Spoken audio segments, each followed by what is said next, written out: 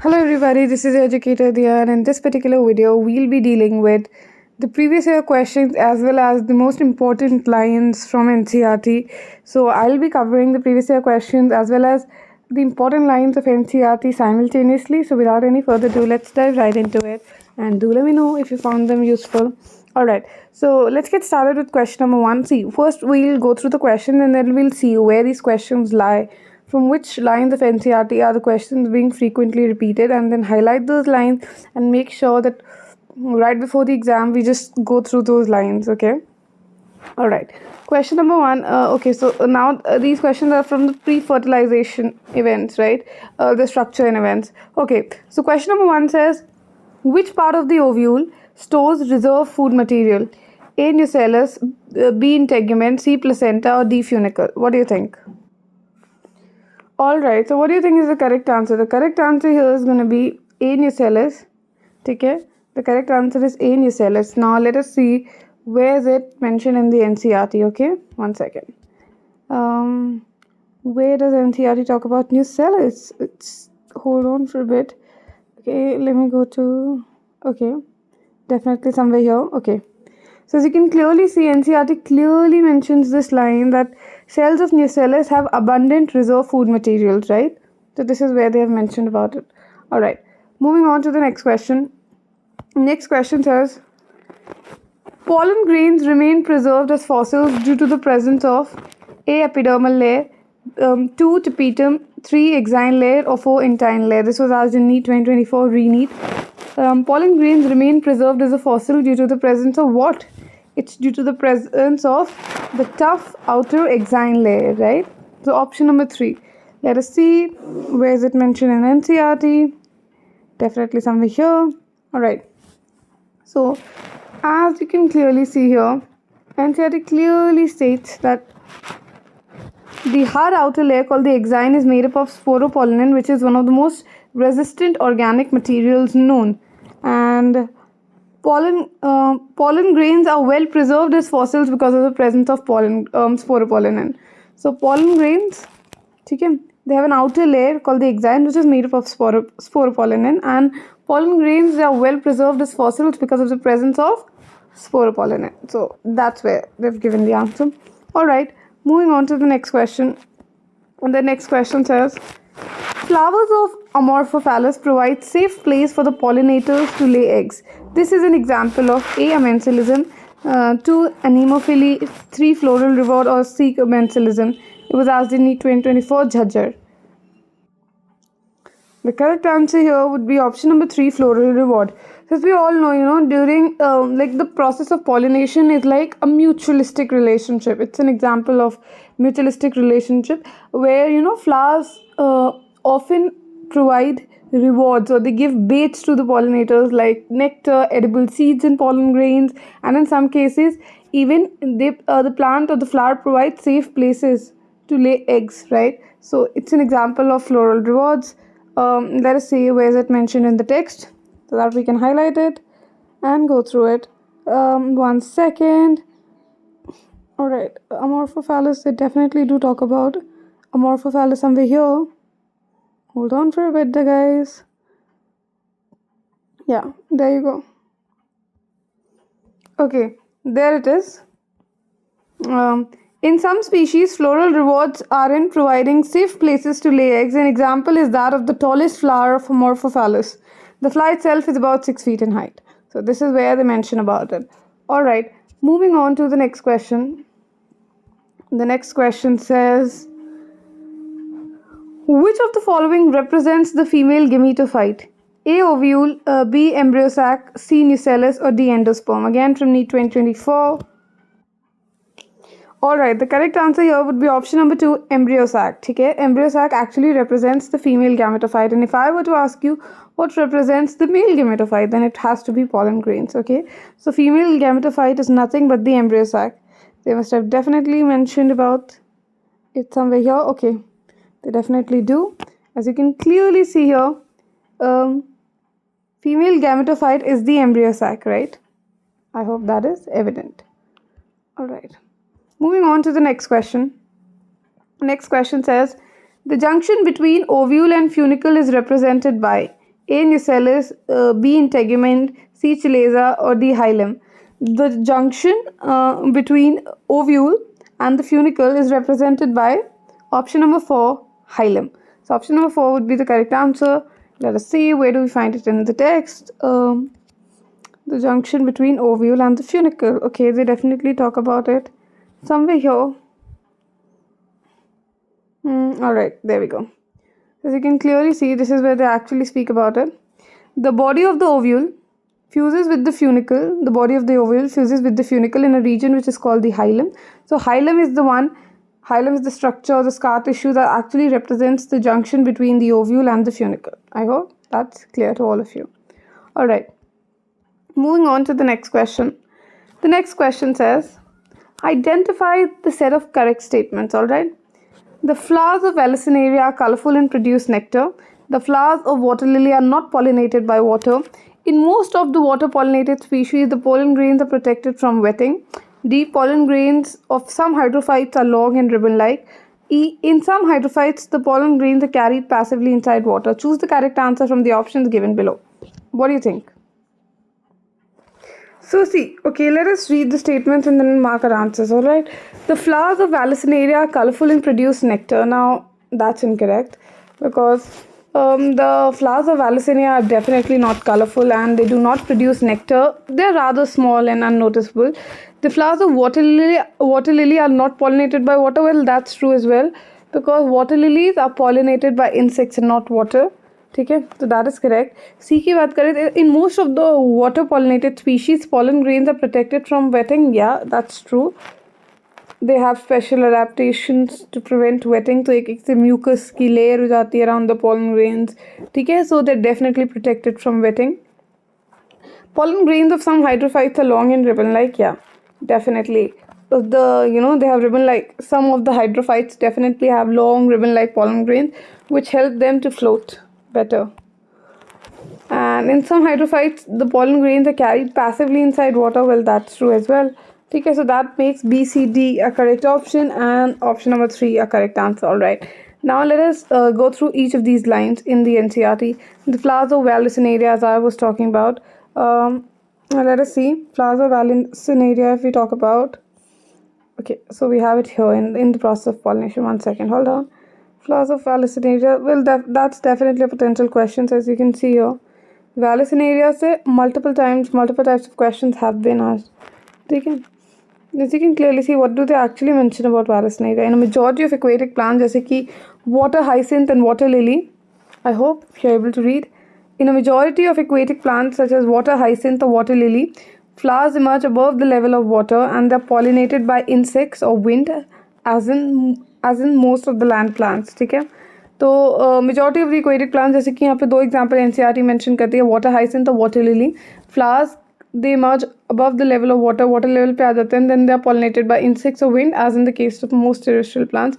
ठीक है, अब यहाँ पे देखिए Vallisneria के बारे में NCERT mention करती है, the female flower will reach the surface of the water by the long stalk, and the male flowers of pollen grains they're carried passively by water currents. ठीक है, they're carried passively by water currents. ठीक है, but does it anyway mention about the flowers being colorful and all of that? Or in general भी Vallisneria के flowers colorful नहीं होते हैं, they do not produce nectar and all. ठीक है, उसके बाद क्या था, some hydrophytes have long ribbon like pollen grains. Well, that's true as well. ठीक है, ये था ना एक और statement थी which was like some of them have long ribbon like pollen grains. ठीक है, तो जैसे कि हम देख सकते हैं in sea grasses, female flowers remain submerged in water and the pollen grains are released inside the water, right? And these pollen grains, they're long, ribbon-like, and they're carried passively inside the water. I hope that is corrected. Not just that, NCERT also mentions the 4th line about pollination, where it speaks about in most of the water pollinated species, pollen grains are protected from wetting by a mucilaginous covering. Okay, and yeah, the line that we were looking for, so exactly Vallisneria mention नहीं करती, but NCERT बोलती है both wind and water pollinated flowers are not very colorful and do not produce nectar. So this is exactly where that question has been extracted from. As I say, every line is very, very important. All right, moving on to the next question. Identify the correct description about the given figure. Okay, what is this figure? पहले तो ये बताइए ये figure है किसका? All right. This is actually the corn cob, if I may say so. And these tassels that you see, these tassels which are coming out, these tassels that are coming out, these are nothing but the hairy stigma and style to trap the pollen grains. All right. Let us read the statements and then mark our answers accordingly. Correct description हमें बताना है. This is a water pollinated flower showing stamens with mucilaginous covering. Definitely not. ठीक है. Or is it a clistogamous flower showing autogamy? Now, clistogamous, is it a closed flower showing autogamy? Moving on to the next one. Compact inflorescence showing complete autogamy. Or is it like a wind pollinated plant inflorescence showing flowers with well exposed stamens? So, definitely this becomes the correct answer. It's a wind pollinated plant inflorescence. ठीक है. Wind pollination होगा यहाँ पे anemophily होती है and it shows flowers which have well exposed stamens. ठीक है. The well exposed stigma style, the well exposed stamens as well. So that makes option number 4 the correct answer. That this is like a wind pollinated plant inflorescence where they've shown flowers with well exposed stamens. Okay, let us look for this answer in NCERT. Alright, it's probably on the same page. Okay, so this is the diagram that we were referring to. NCERT mention करती है कि this is about the wind pollinated flowers.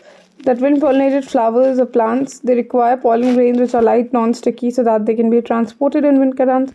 Not just that, okay, so wind pollinated plants की अगर हम बात करें wind pollination में, the plants they often possess well exposed stamens, ठीक है, ताकि जो pollens है they're easily dispersed into wind currents, and large often feathery stigma to easily trap the airborne pollens. I hope that is correct and that's well understood.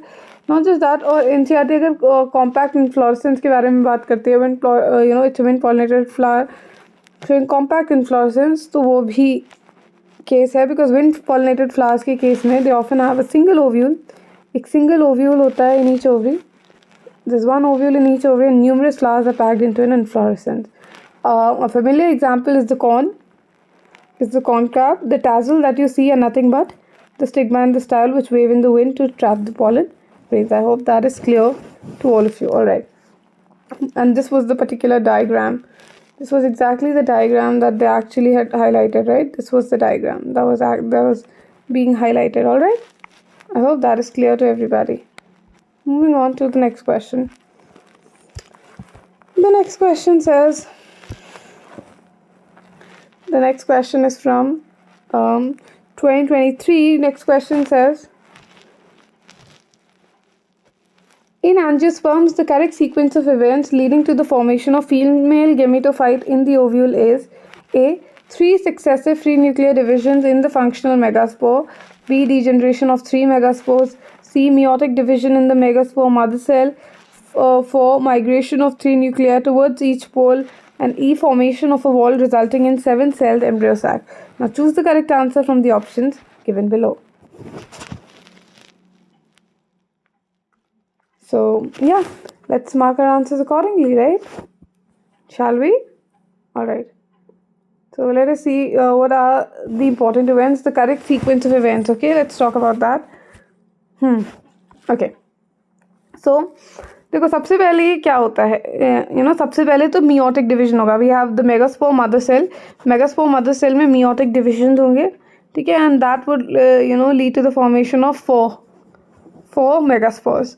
अब उन 4 megaspores में से there'll be degeneration of 3 megaspores. So पहले एक diploid megaspore mother cell होगा which will undergo meiosis resulting in the formation of 4 haploid megaspores. Now there'll be degeneration. Step 2 हो जाएगा degeneration of the megaspores. So this is 1, this is 2. There'll be degeneration of megaspores. ठीक है, 3 degenerate हो जाते हैं out of the 4 and leaving only one functional megaspore. अब वो जो one functional megaspore है, ठीक है, that would divide mitotically. वो mitotically divide करेगा karyokinesis, but karyokinesis would not be followed by cytokinesis. ठीक है, तो 3 successive back to back, 3 successive free nuclear divisions होंगे, तो 2 raised to the power n which is 2 raised to the power 3, तो 8 daughter cells मिलेंगे. There will be 8 cells and then migration of 3 nuclei towards each pole. 3 nuclei each pole की तरफ चले जाएंगे, 3 towards the chalazal end and 3 towards the micropylar end. Then that becomes the 4th point, and then towards the end there will be formation of wall. ठीक है, sales जो cell walls form around हो जाती हैं, the cell walls form around the nuclei resulting in a 7 cell but 8 nuclei structure, ठीक है, जो होता है of a mature female gametophyte or the embryo sac. So this becomes 0.5. So we have CBA, definitely option number 4, CBA, and then we have D and E. All right. So that makes option number 4 the correct answer. I hope that's very evident, right? All right. Moving on to the next question. In which of the following sets of families the pollen grains are viable for months? किसमें pollen grains viable रहते हैं months के लिए? Solanaceae, Poaceae, Liliaceae, Brassicaceae, Liliaceae, Poaceae, Rosaceae, Liliaceae, Poaceae, or Leguminosae, Solanaceae, or Rosaceae. This was asked in NEET 2023. What do you think is the correct answer? Okay, so the correct answer here would be option number 4. See, the way I remember this is, okay, initially see there are a lot of families and there's a lot of data which can be understood, but beyond a point it's not even about understanding. There's certain thing that you have to remember. Now you you call it mugging up and all of that, it's fine, to each their own. But how I learned this was LSR. So Lady Shri Ram College, I'm sure you all would have heard about it. LSR से मैं याद रखती हूँ. That's personally how I remember it. So it's Leguminosae, Solanaceae, and Rosaceae. Let us see where is it mentioned in NCERT. I'm sure I've definitely highlighted these lines. और मैं जब NCERT mark करती हूँ तो I highlight the important points and see all of these have been previous year questions. So see, LSR मैंने ऐसे ही याद कर रखा है, and I gave you a mnemonic as well. So yeah. Okay, so as we can clearly see here, in some members of Rosaceae, Leguminosae, and Solanaceae, they maintain viability for months. And what do we mean by they? They here refers to the pollen grains. Pollen grains, they maintain their viability for months. Alright, moving on to the next question. Next question definitely speaks about the transfer of pollen grains from the anther to the stigma of another flower of the same plant is known as A. Geitonogamy, B. Xenogamy, C. Autogamy, or D. Clistogamy. NEET 2023. Now the correct answer here would be, you're transferring the pollen grains from the anther to the stigma of another flower, but that flower is on the same plant. So this falls under Geitonogamy. So the correct answer would be option number 1. Okay. Let us go through the definition of Geitonogamy. I must have definitely marked it. See, I have. Okay. So as we can clearly see, Geitonogamy क्या होता है? Transfer of pollen grains from the anther to the stigma. Okay, transfer of pollen grains from the anther to the stigma of another flower of the same plant. Okay, this is Geitonogamy, the exact definition of Geitonogamy. All right, moving on to the next one. The next one says, what is the function of tassels in the corn cob? जो tassels होते हैं उनका क्या काम होता है? To protect seeds, to attract insects, to trap pollen grains, or to disperse pollen grains. Now we did this just a couple of minutes back. Similar question. So what is the function of the tassels in the corn cob? It's to trap the pollen grain. So option number 3 becomes the correct answer. Let me just show that to you. Okay, what is the function of? All right, as you can clearly see, corn cob की जब हम बात करते हैं, a familiar example is the corn cob. The tassels you see, they're nothing but the hairy stigma and style which wave in the wind to trap the pollen grains. All right, there you go. Moving on to the next question. Next question speaks about, in angiosperm, the haploid, diploid, and triploid structures of a fertilized embryo sac sequentially are synergids, antipodals, polar nuclei, synergids, primary endosperm nucleus, zygote. Antipodal, synergids, and primary endosperm nucleus are option number 4, synergids, zygote, and primary endosperm nucleus. So what do you think is the correct answer? Okay, so option number 4 becomes the correct answer here. Alright, option number 4 becomes the correct answer. So as we know, देखो synergids हम सबको पता है, right? What are synergids?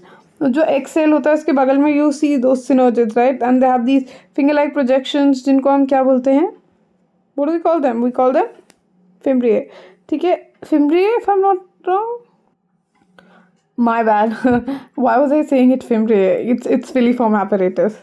I confused it with the finger-like structures that you see around the ovary. The part of the fallopian tube. So yeah, no, it's actually filiform apparatus. So synergids, when you see those finger-like projections, right? Filiform apparatus, right? So they actually help in guiding the pollen tube, right? So ये एक haploid structure है. Zygote की बात करें, we're all aware zygote is a diploid structure, right? And yeah, zygote, because zygote बनता कैसे है? zygote is formed by the fusion of a haploid sperm, ठीक है, and a haploid nucleus, haploid egg, ठीक है, तो दोनों फ्यूज करके they result in a diploid cell. Primary endosperm nucleus की बात करूँ तो it's formed when two polar nuclei n+n, ठीक है, इन द सेंट्रल सेल, जब दो polar nuclei in the central cell, ठीक है, they fuse with another sperm, they fuse with another haploid cell called the sperm, resulting in a triploid structure called the primary endosperm nucleus. So that makes option number 4 a correct answer. All right, moving on to the next one. The next question says, large colorful fragrant flowers with nectars are seen in. बड़े colorful fragrant flowers with nectars are seen in A. wind pollinated plants, 2. insect pollinated plants, 3. bird pollinated plants, or option number 4, bat pollinated plants. What do you think will be the correct answer? So large colorful fragrant flowers with nectar, they are seen in mostly insect pollinated plants. ठीक है, आप देखिए ये बहुत clearly mention होगा text book में, most definitely. देखो mention है कि नहीं, and I have highlighted these lines you know while I was reading them. देखो, majority of the insect pollinated flowers, they are large, colorful, fragrant and rich in nectar, right? Majority of the insect pollinated flowers are large, colorful, fragrant and rich in nectar. So I hope that is clear to all of you. All right, moving on to the next question. Next question is, to ensure that only the desired pollen falls on the stigma in an artificial hybridization process, what actually happens? The female flower buds of plant producing unisexual flowers not need to be bagged. Once again, the female flower buds of a plant which produces unisexual flower need not to be bagged. There's no need to emasculate unisexual flowers of selected female plants. Emasculated flowers are to be bagged immediately after cross-pollination. Emasculated flowers are to be bagged after the removal of the anthers. Bisexual flowers showing protogyny are never selected for cross. Now choose the correct answer from the options given below. This was asked in NEET 2022, Ganganagar. तो correct answer क्या होगा? Okay, let us go through it. देखो, female flower birds of a plant which produces unisexual flower need not be bagged. ठीक है, जो female flower birds होती हैं, the flower birds, okay, of a plant which is producing unisexual flowers, they don't have to be bagged. ठीक है, that's correct. There's no need to emasculate unisexual flowers of selected female plants. You do not have to emasculate the unisexual flowers of the selected female pair. अगर वो unisexual उसमें male part है ही नहीं तो emasculate क्या ही करोगे, क्या ही removal करोगे anthers का. B is also correct. Emasculated flowers are to be bagged immediately after cross pollination. ठीक है, emasculated flowers को आपको बैग करना पड़ता है दोबारा क्रॉस पॉलिनेशन के बाद, आफ्टर क्रॉस, इमीडिएटली, तुरंत. जैसे क्रॉस पॉलिनेशन कराया, they have to be bagged immediately. उसके बाद emasculated flowers are to be bagged after removal of anthers. So once you remove the anthers is when you're gonna bag it. No, right? तो D तो incorrect हो जाएगा most definitely. Bisexual flowers showing protogyny are never selected for cross. वो bisexual flowers जो क्या दिखाते हैं, protogyny, ठीक है, they are never selected for the cross. That's incorrect. तो ऑप्शन नंबर ई भी इनकरेक्ट है. Bisexual flowers showing protogyny are never selected for the cross. देखो, प्रोटोगाइनी मतलब क्या होता है? Protogyny, pro means first and gyny means related to female. So protogyny is nothing but the carpels in the pistils mature, ठीक है, and they become receptive before the maturation और the release of pollens by the stamens. ठीक है, तो उससे पहले mature हो जाती है. तो क्या bisexual flowers which show protogyny they are never selected for the cross? नहीं, ऐसी बात नहीं है. So the correct answer here would be A, B and C only. All right, moving on to the next question. Next question says, in general, the egg apparatus of embryo sac an embryo sac in an angiosperm consists of. egg apparatus में क्या होता है दिया? egg apparatus में होता है एक egg cell, definitely 2 synergids and 3 antipodal cells, 2 polar nuclei.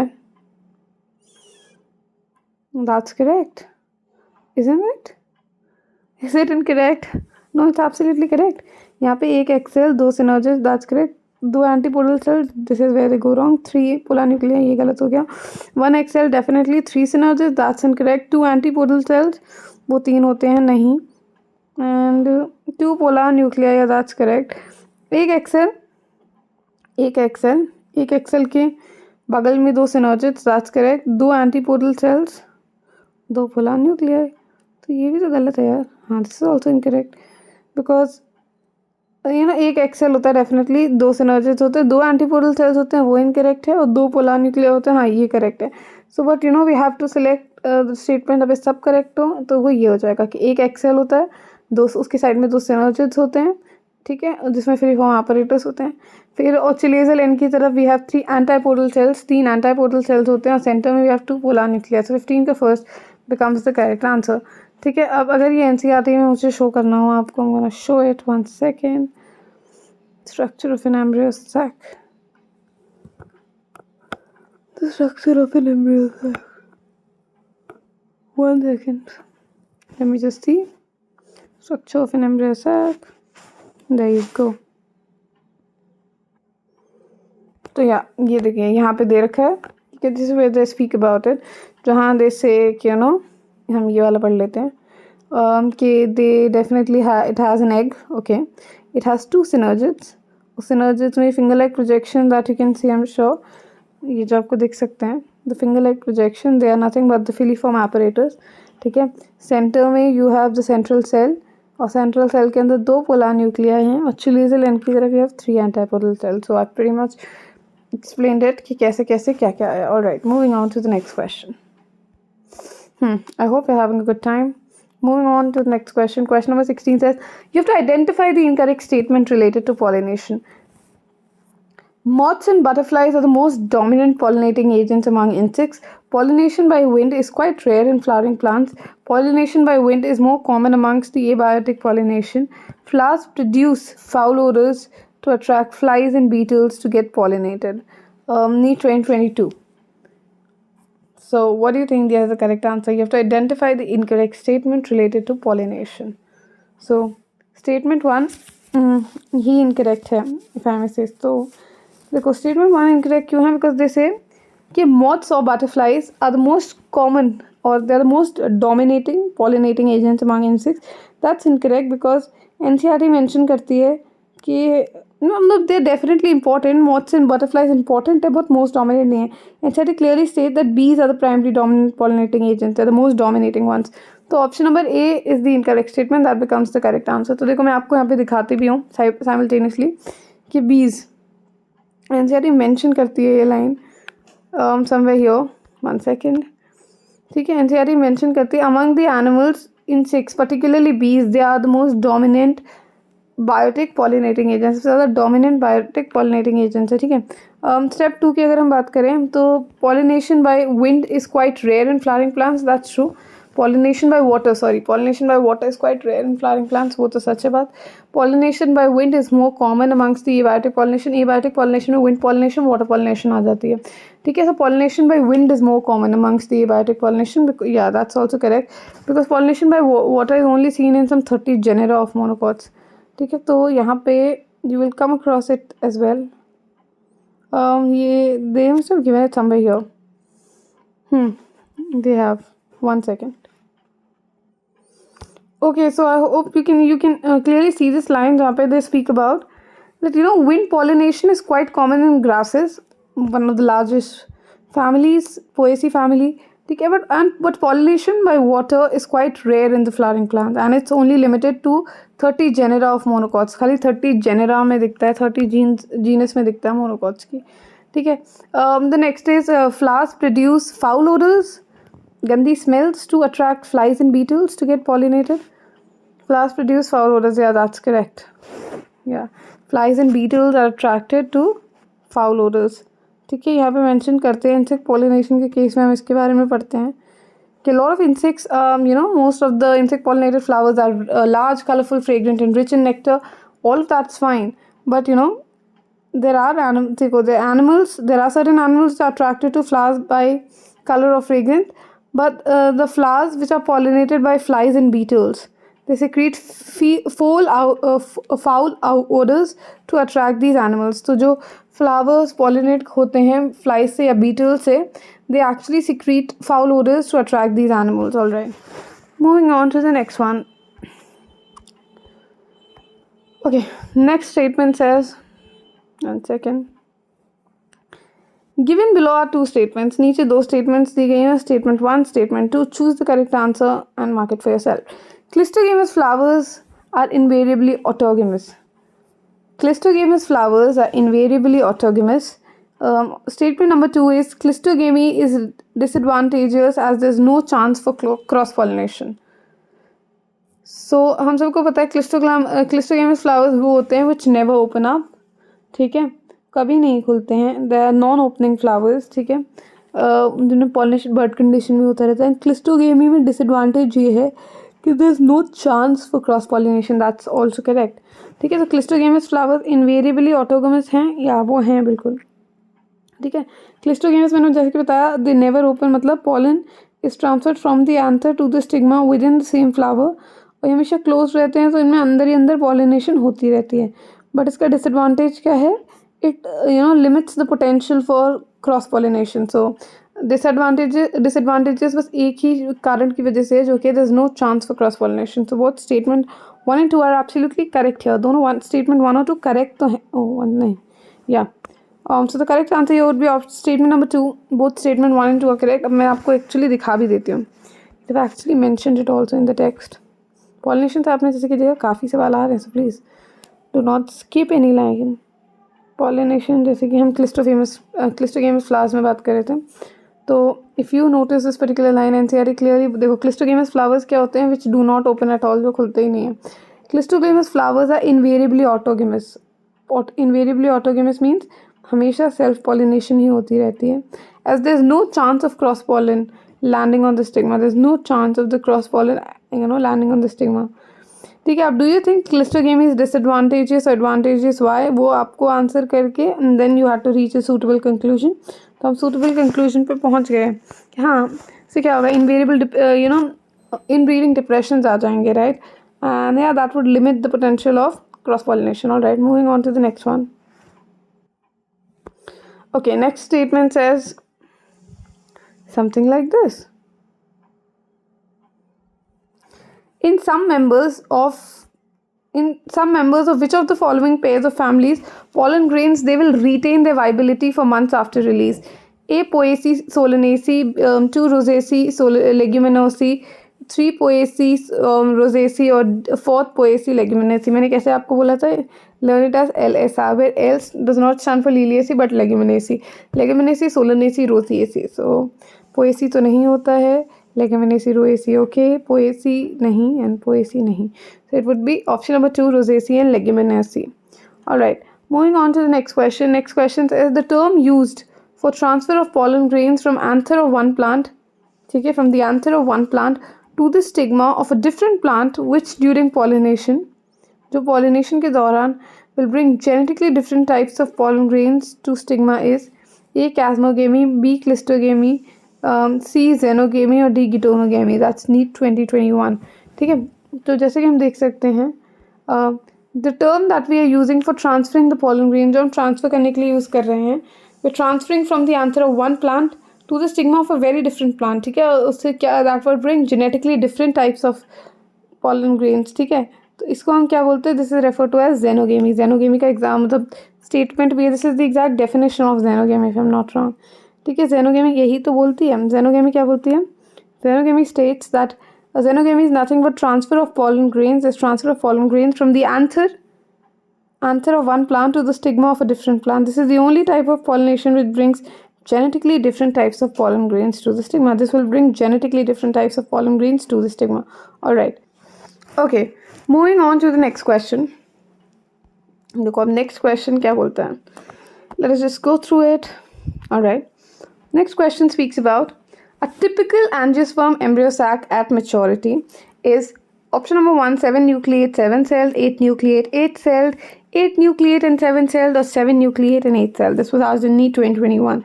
So a typical angiosperm embryo sac at maturity is 8 nucleate and 7 celled. So that makes option number 3 a correct answer, right? Option number 3 is 8 nucleate, 7 celled. Let us look for this line in NCERT. Where NCERT definitely speaks about this, as far back as I can remember. Yeah, it does. One second, hold on. Patience. Patience. Patience. All right, there we go. Right.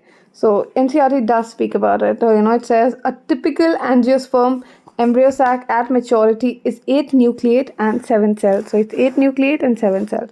I hope that is clear to everybody. All right, moving on to the next question. Next question says, which of the following is incorrect for wind pollinated plants? इनमें से क्या incorrect है wind pollinated plants के लिए? Okay. So which of the following is incorrect for wind pollinated plants? Well exposed stamens and stigma, many ovules in each ovary, flowers are small and not brightly colored, and pollen grains are light and non-sticky. This was asked in NEET 2020 COVID re-exam.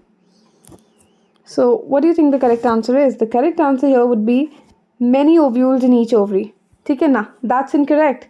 The incorrect statement is many ovules in each ovary. हम सबको पता है wind pollinated plants, they typically have a single ovule in each ovary.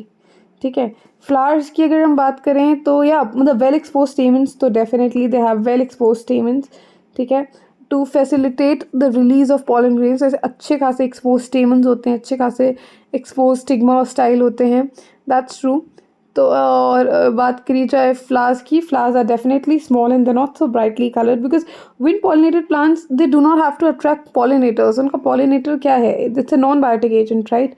So flowers usually small होते हैं, inconspicuous होते हैं.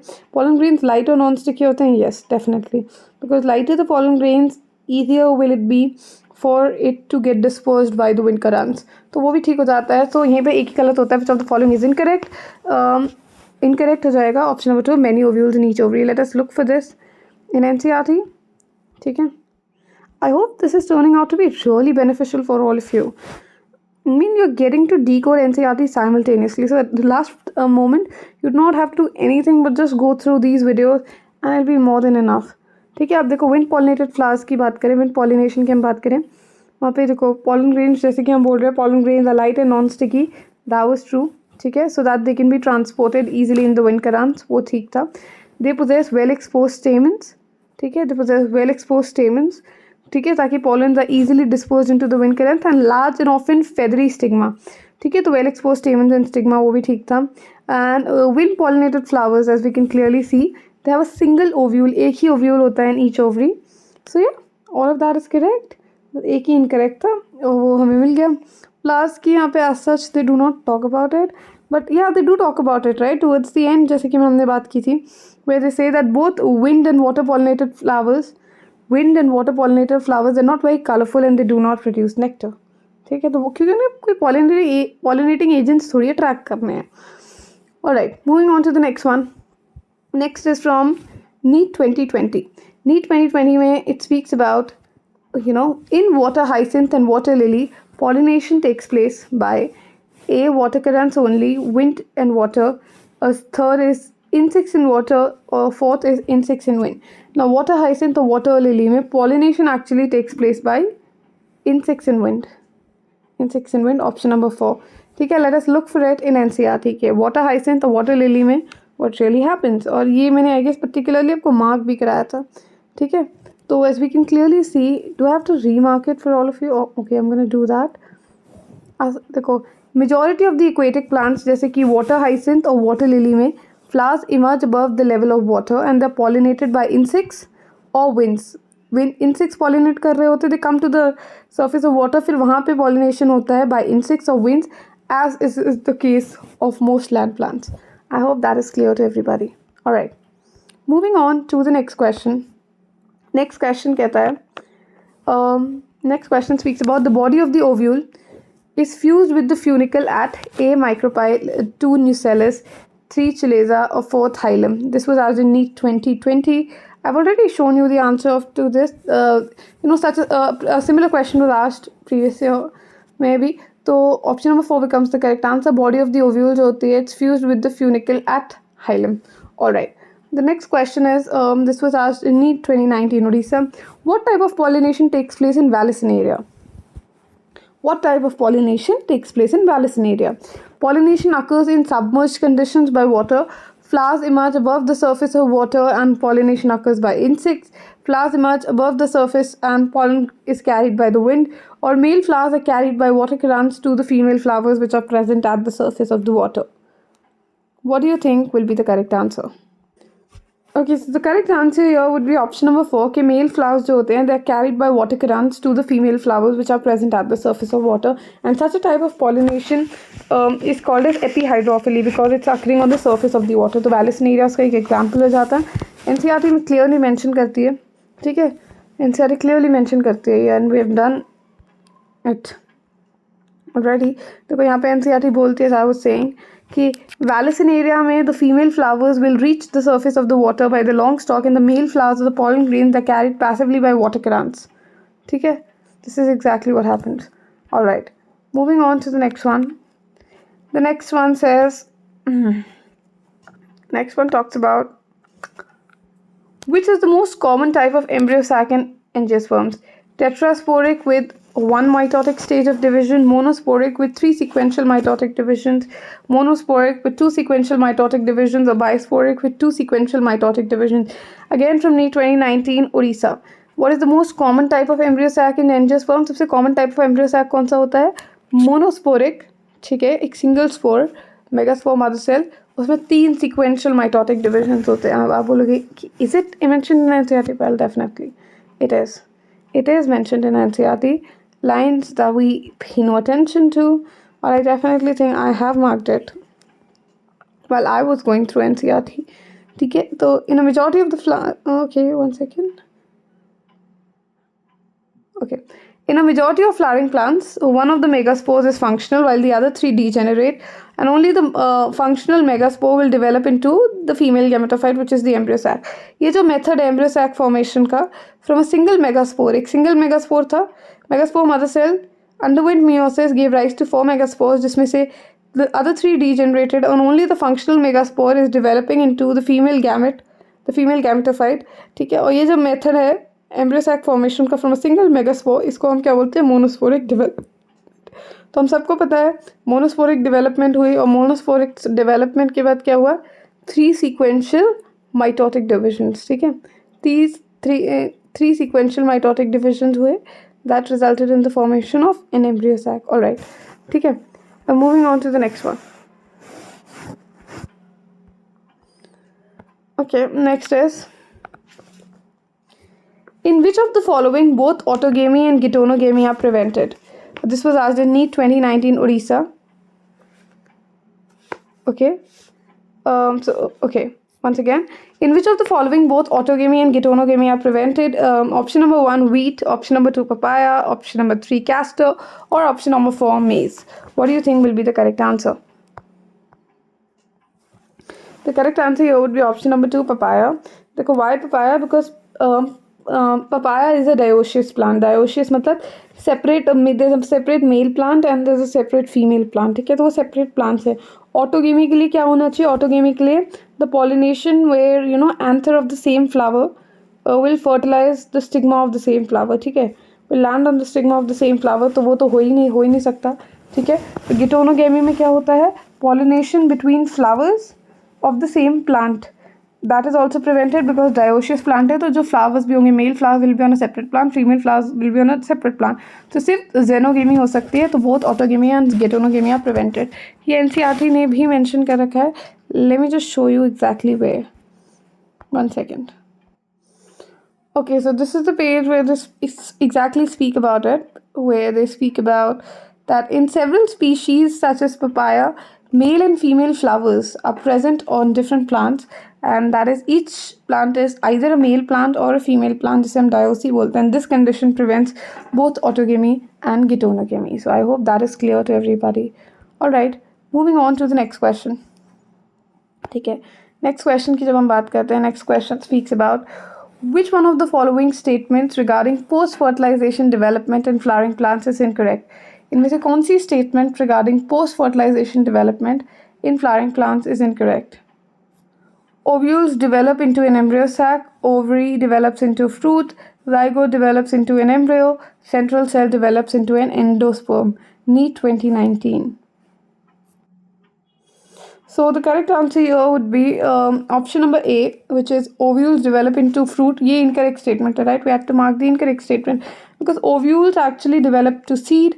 Ovary तो हमें पता है develops into fruit, zygote develops into an embryo, and central cell develops into an endosperm. तो ये जो बचे हुए तीन हैं ये तो सारे correct हैं. So incorrect क्या होता है? Ovules developing into an embryo sac. No, actually ovule develops into a seed. और NCERT clearly mention करती है इस चीज़ को भी. ठीक है. I'm referring to NCERT कि आपको last minute पे you can just switch the speed to 1.5 if you want, and yeah, you can go through this. They are of extreme importance. देखो यहाँ पे NCERT clearly mention करती है, right? NCERT clearly says central cell after triple fusion becomes primary endosperm cell. ठीक है, develops into the endosperm. Zygote will actually develop into the embryo. ठीक है, maturation of ovule into seeds and ovary into fruit. So they all come under post-fertilization events. Alright, तो ये mention करती है NCERT, right? Moving on to the next question. Next question says, which of the following has proved helpful in preserving pollens as fossils? इनमें से क्या has proved helpful in preserving pollen grains as fossils? तो A, pollen kit, 2, cellulosic intine, 3, oil content, or 4, sporopollenin. तो हम सबको पता है it is sporopollenin. Option number 4 becomes the correct answer. Now let us quickly switch our speed. अब थोड़ा fast करने की कोशिश करेंगे. So now that we are used to a particular pace, ठीक है, हमें सबको पता है ना, right? Pollen grains are well preserved as fossils because of the presence of sporopollenin. So we are all aware. ठीक है. Moving on to the next question. Next question says, which one of the following plants show a close relationship with a species of moth where none of the two can complete their life cycle without the other? A, hydrilla, B, yucca, C, banana, fourth, viola. ठीक है. So yeah, let's mark the answers. Which one of the following plants show a very close relationship with the species of moth where none of the two can complete their life cycles without the other? So the correct answer here would be option number 2, yucca flower. Yucca of Pronyba moth के बीच में जो what do you call it? Obligate mutualism है where the none can complete their life cycle without each other. और NCERT mention भी करती है इसको बहुत अच्छे से. ठीक है, it mentions it somewhere जहाँ पे हम insects की बात करते हैं, right? The pollination where we speak about insect pollination, NCERT does speak about it.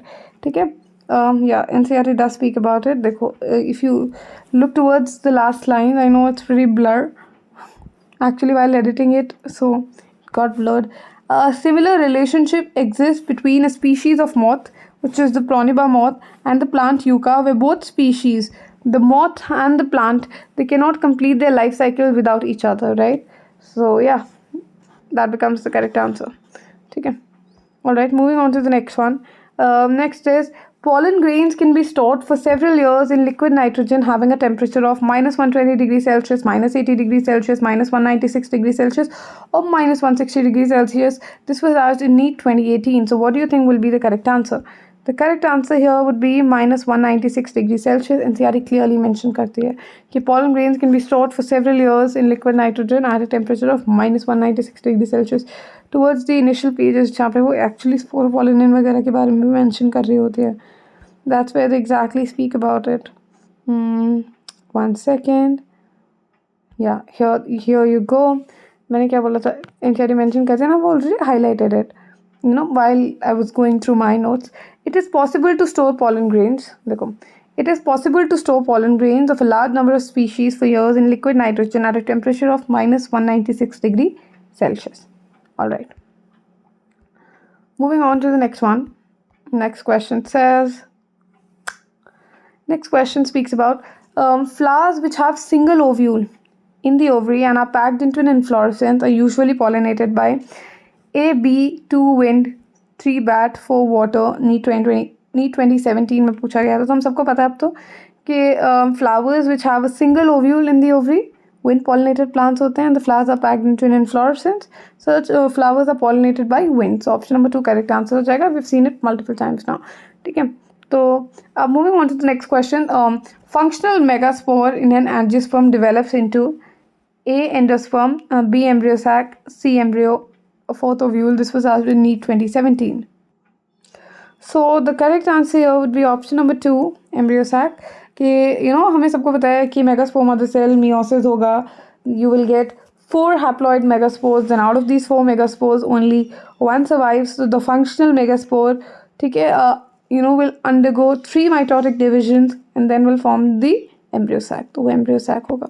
Alright, moving on to the next one. Next question says, a dioecious flowering plant prevents both autogamy, geitonogamy, xenogamy, clistogamy, xenogamy and autogamy and xenogamy. अभी हमने एक dioecious flowering plant की बात की, where we spoke about papaya. So as you can see, questions कहीं ना कहीं repetitive हैं. It's very important to solve previous questions. Dioecious flowering plant prevents both क्या? Dioecious flowering plant मतलब जिसमें separate male and female plant है, like was the case in papaya. वहाँ पे it prevents both autogamy and geitonogamy. The option number A becomes the correct answer. Let me show it to you once again. ठीक है, questions जो हमने multiple times actually नहीं देखे हैं, I will just go through them so that it registers in your head.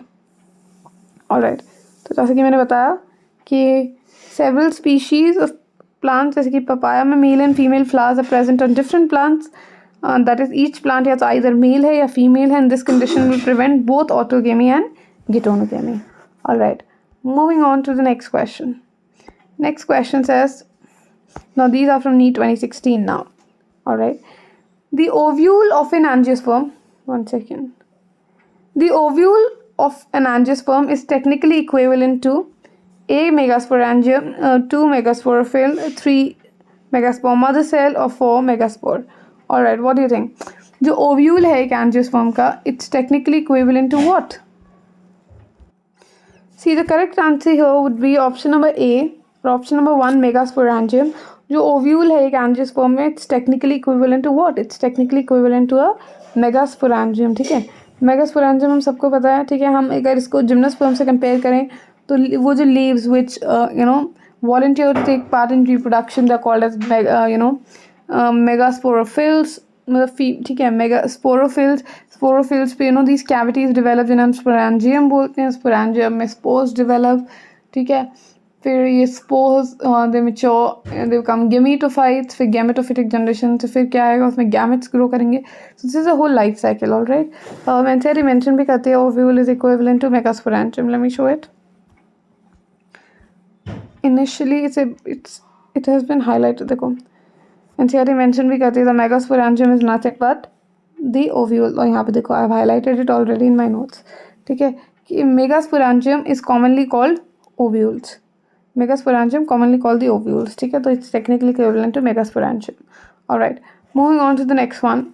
Next question says, in majority of the angiosperms, egg has filiform apparatus. There are numerous antipodal cells.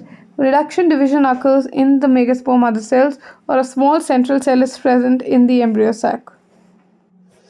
Okay, so the correct answer here would be option number 3. I'll tell you why. The majority of the angiosperms have egg.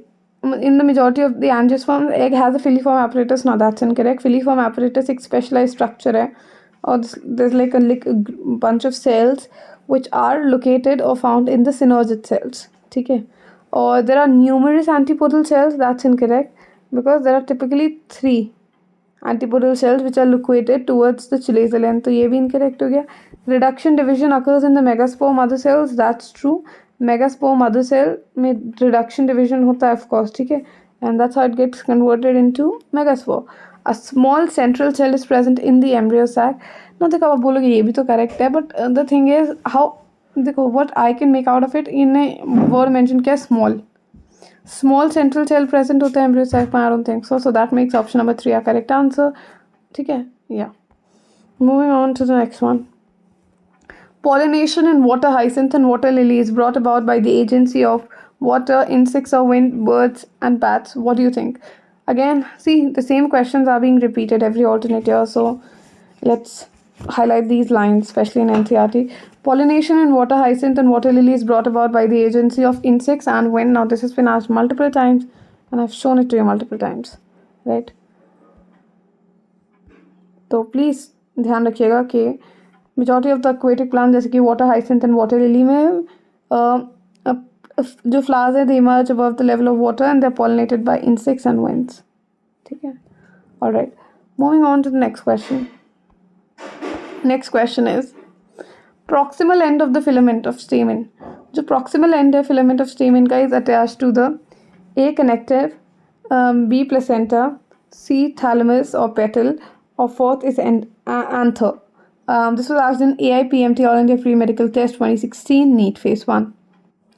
देखो here the correct answer would be option number 3 thalamus या petal.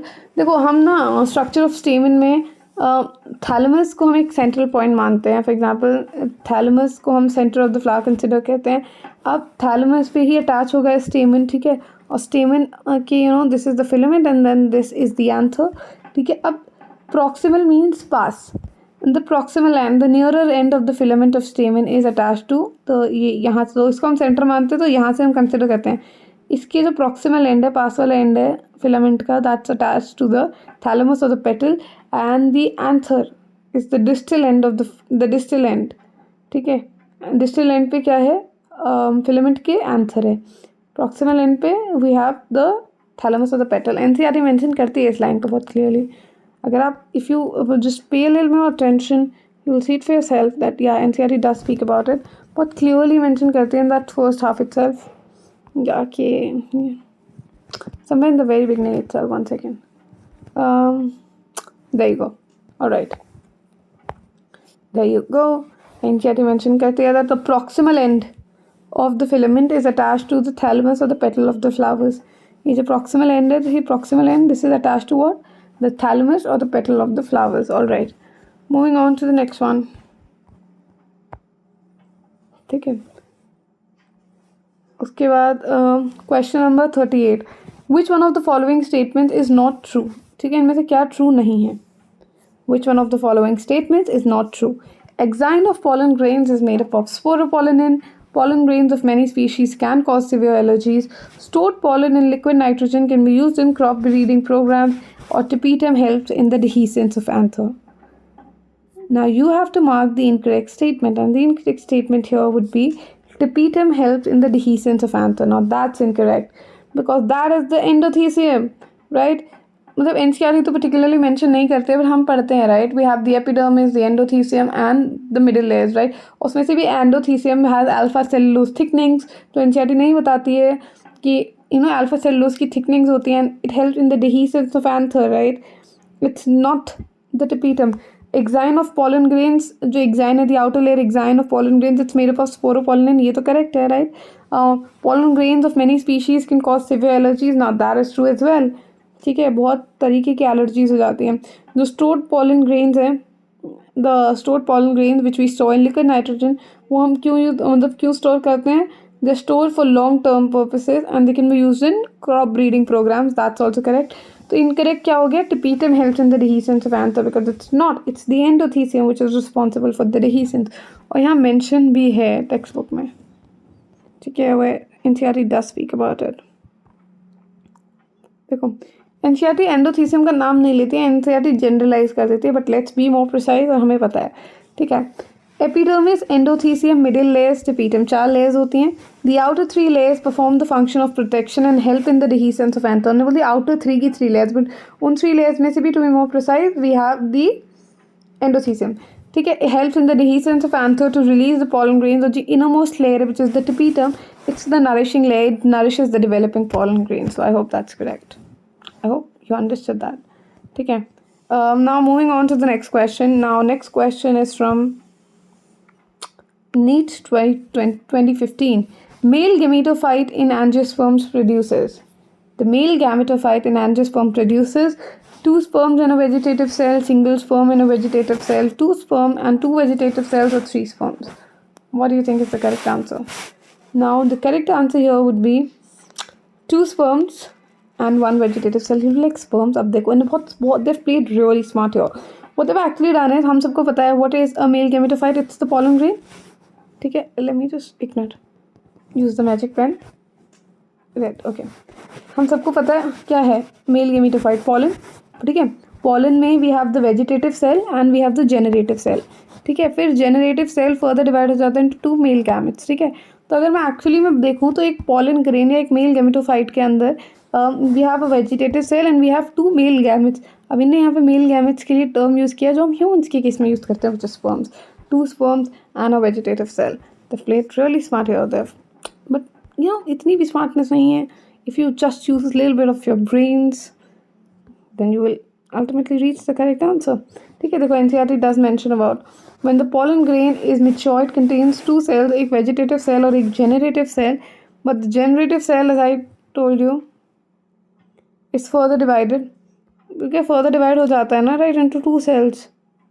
ठीक है, the generative cell further divides into two male gametes. All right.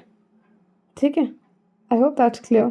देखो यहाँ लिखा है ना, generative cell divides mitotically to give rise to two male gametes. उन दो male gametes को they have referred to as sperms. Okay, moving on to the next question. Moving on, तो as you can see कितने questions पूछे गए हैं इस chapter से, right? Okay, next question is angiosperms में, in angiosperms, microsporogenesis and megasporogenesis. In angiosperms, microsporogenesis and megasporogenesis occur in anther, form gametes without further divisions, involve meiosis, or occur in ovule. Now, this was asked in NEET 2015. What do you think will be the correct answer? So, the correct answer here would be, both of them actually involve meiosis. Reduction division ही तो हो रहा है. ठीक है, जैसे microsporogenesis which is nothing but कि pollen grains कैसे form होते हैं, right? कि how do the pollen microsporogenesis क्या होता है? Cells of the sporogenous tissue undergo meiotic division, microspore tetrad बनता है, ठीक है, उसमें से एक microspore will develop into the pollen grain. ठीक है, तो microsporogenesis, megasporogenesis both involve meiosis. Anther की बात रही तो microsporogenesis definitely occurs in the anther, and megasporogenesis definitely occurs in the ovule, right? Yeah, that's it. Okay, moving on to the next one. Filiform apparatus is a characteristic feature of A. generative cell, 2. nucellar embryo, C. aileron cell, or D. synergids. The correct answer is D. synergids. Filiform apparatus जो होता है किसका characteristic feature है? It's a characteristic feature of synergids. All right. Moving on. Which one of the following statements is not true? इनमें से कौन सी statement true नहीं है? Pollen grains are rich in nutrients and they are used in the form of tablets and syrups. Next is pollen grains of some plants cause severe allergies and bronchial afflictions in some people. The flowers which are pollinated by flies and beetles secrete foul odor to attract them.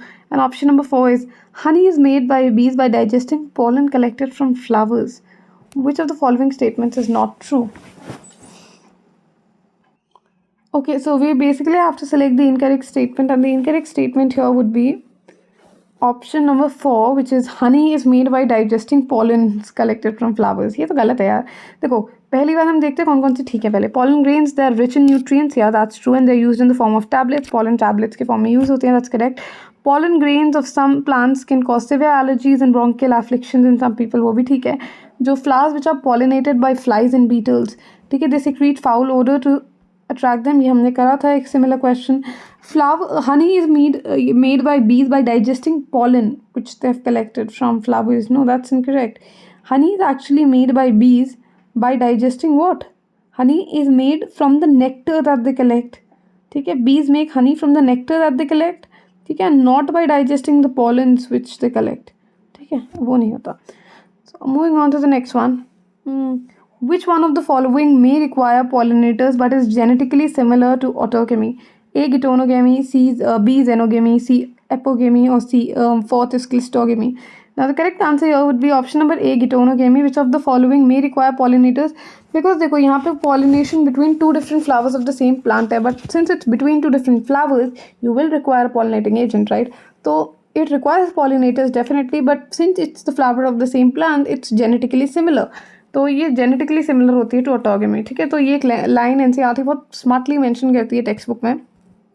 ठीक है, where it does speak about this under the paragraph of geitonogamy कि NCERT says although geitonogamy is functionally cross-pollination, and functionally cross-pollination because it involves a pollinating agent, but genetically it is similar to autogamy since वो same ही plant है, तो genetic makeup तो same ही रहेगा, right? Alright, moving on to the next one. Next one says, which of the following are the important floral rewards to animals? Color and large size of the flower, nectar and pollen grains, floral fragrance and calcium crystals, or protein pellicle and stigmatic exudates? What do you think? Alright, देखो the correct answer here would be of course nectar and pollen grains, because देखो primary floral rewards जो उन्हें attract करते हैं वो होता है nectar और पॉलन ग्रेन ऑफ कोर्स, ठीक है। पर फिर वो सेकेंडरी फीचर्स और थोड़े शोई फीचर्स डाल देते हैं और जल्दी अट्रैक्ट कर जाएं, जैसे कि bright colours, they will use specific shapes, the petals will have a certain order, ठीक है। ये सब बाकी ये सब सेकेंडरी एडिशनल फ्लोरल रिवॉर्ड्स हैं, but mainly floral rewards nectar और पॉलन ग्रेन्स ही होते हैं। Alright, moving on to the next one, geitonogamy. I guess ये मेंशन भी है टेक्स्ट बुक में, if I am not wrong. Just give me a second. With NCERT does speak about it, जहाँ पे primary rewards तो यही होते हैं। Just give me a second. NCERT, okay, yeah, it does. I told you it does because I remember मैंने इसको mark कर रखा है अपनी लाइन में। देखो, nectar and pollen grain, they're the usual floral rewards, the main floral rewards, ठीक है, which are given to the animals. All right. Next one is gitonogamy involves what? Gitonogamy involves what? Gitonogamy involves pollination of a flower by the pollen from another flower of the same plant. I hope that's clear. Okay, and the second option is a pollination of a flower by pollen from another same flower. Huh? What does that mean? Pollination of a flower by the pollen from another same flower. Pollination of a flower by the pollen from a flower of another plant in the same population. These options are pretty confusing. One second. I'm getting a bit confused here. Let's read it once again. I'm sorry. Please pardon. Okay. Pollination of a flower by pollens from another flower of the same plant. I think this is only correct, right? Pollination by the pollen grains coming from another flower but they are of the same plant. यही होती है gitonogamy. This was asked in AIPMT 2014. ठीक है. Pollen tablets are available in the market for what? For what purposes? For in vitro fertilization, for breeding programs, for supplementing food, or for ex situ conservation. Now, pollen tablets are available in the market for supplementing food. Food supplements की तरह ये mention करती है NCERT वाली line. It does mention about it. One second. There you go. ठीक है कि it has become a fashion, जहाँ पे बोलते हैं it has become a fashion in recent years to use pollen tablets, where people are using pollen tablets as food supplements. Alright, there you go, that becomes the correct answer. ठीक है, अब next वाले पे चलते हैं. Next वाला speaks about function of filiform apparatus is to. Filiform apparatus जो होता है इसका काम क्या है? To recognize the suitable pollen at the stigma. ठीक है, to recognize the suitable pollen at the stigma, to stimulate division of generative cell, to produce nectar, or to guide the entry of the pollen tube. Now we all know this, the function of the filiform apparatus is to guide the entry of the pollen tube. Now, had the question been the function of the filiform apparatus is to guide the function of the pollen tube into the options would have been synergids, excel, polar nuclei, or antipodals. What would have been the correct answer? The function of filiform apparatus is to guide the entry of the pollen tube into the cell. अगर बोला तो वो गलत हो जाएगा, and most of us tend to make a mistake there where we assume कि जो filiform apparatus है, it's guiding the entry of the pollen tube towards the egg. No, nobody is interacting with the egg directly. Filiform apparatus guides the entry of the pollen tube into the synergids. NCERT in fact mention करती है इस line को, if I'm not wrong. I did study about it. तब NCERT बोलती है कि filiform apparatus क्या कर रहे हैं? They're guiding the pollen tube towards the synergids and nothing else. One second, NCERT mention तो करती है यार ये. Where is it? There we go. ठीक है, जहाँ पे ये बोलती है कि synergids के पास special cellular thickenings होती हैं at the micropylar tips, जिसको हम filiform apparatus बोलते हैं, and they play such an important role in guiding the pollen tube into the synergid, and they play a very important role in guiding the pollen tubes into the synergids, right? They guide the pollen tubes into the synergids. So yeah, that is what I wanted to show you. Okay, next one. See, the lectures are of high quality because we're doing the questions topic by topic, previous year questions, as well as I'm showing you where is it present in the NCERT, from where has the question been extracted. So please utilize the potential of these videos and just crack the exam on the exam day. Okay, moving on. Question number 48 says megaspores are produced from megaspore mother cells after Mitotic division, formation of a thick wall, differentiation, meiotic division. This was asked in NEET 2013 Karnataka. तो सबको पता है 4 haploid megaspores बनते हैं. The megaspores are produced from the megaspore mother cells after meiotic division. So option number 4 becomes the correct answer. But just in case anybody wants to have a look, glimpse, let me show it to you. NCERT mention करती है इसको. 1 second. There we go. Right. Right, this is where it speaks about the process of formation of megaspores from megaspore mother cell is called megasporogenesis. ठीक है, और यहाँ पे मैं क्या नेक्स्ट पैराग्राफ था यार. The megaspore mother cell undergoes meiosis. ठीक है, megaspore mother cell undergoes meiosis, meiotic division, and that meiosis results in the production of 4 megaspores. तो जैसे कि मैंने बोला था, मैंने हाईलाइट भी कर रखा है इसको अपने नोट पे. I was like, I have read it, okay. So just remember that megaspore mother cell undergoes meiosis, and that meiosis results in the production of 4 megaspores. All right. Moving on to the next question. ठीक है, next question है which one of the following statements is correct. ठीक है, कौन सी statement correct है. This was asked in NEET 2013 Karnataka. ठीक है, NEET 2013 Karnataka में पूछा गया था. तो which of the following statements is correct. Clistogamous flowers are always autogamous. Xenogamy occurs only by wind pollination. Chasmogamous flowers do not open at all. And geitonogamy involves pollen and stigma of flowers of different plants. अब देखो इसमें which of the following is correct, because बाकी सब तो गलत ही हैं. The option which is correct is clistogamous flowers, जो कभी खुलते ही नहीं है, which never open, they are always autogamous. Autogamous मतलब autogamy होती है उनमें, which is self pollinating. Autogamy means self pollination and autogamous means self pollinating. ठीक है, तो clisto means they're closed, right. They never open and they are always autogamous means self pollinating. अब वो कभी खुलेंगे ही नहीं तो उनमें तो self pollination ही होगी ना. Whereas the chasmogamous flowers, they can open and they can exhibit both auto and geitonogamy. Xenogamy as well. Xenogamy or cross pollination occurs by wind pollination. नहीं भाई, कितने सारे और methods हैं. We have water pollination, चलो water से तो तब भी rare है, hydrophily तो तब भी rare है, but then we have insect pollination, we have bat pollination, by a lot of other biotic agents as well. Chasmogamous flowers do not open at all. Like chasmogamous flowers तो खुल जाते हैं. Geitonogamy involves pollen and stigma of flowers of different plants. नहीं, geitonogamy involves the pollen and the stigma वो होंगे, they'll be present on 2 different flowers but 2 different flowers of the same plant. All right, that makes option number 1 the correct answer. ठीक है, moving on to the next one. Which of the following statement is correct?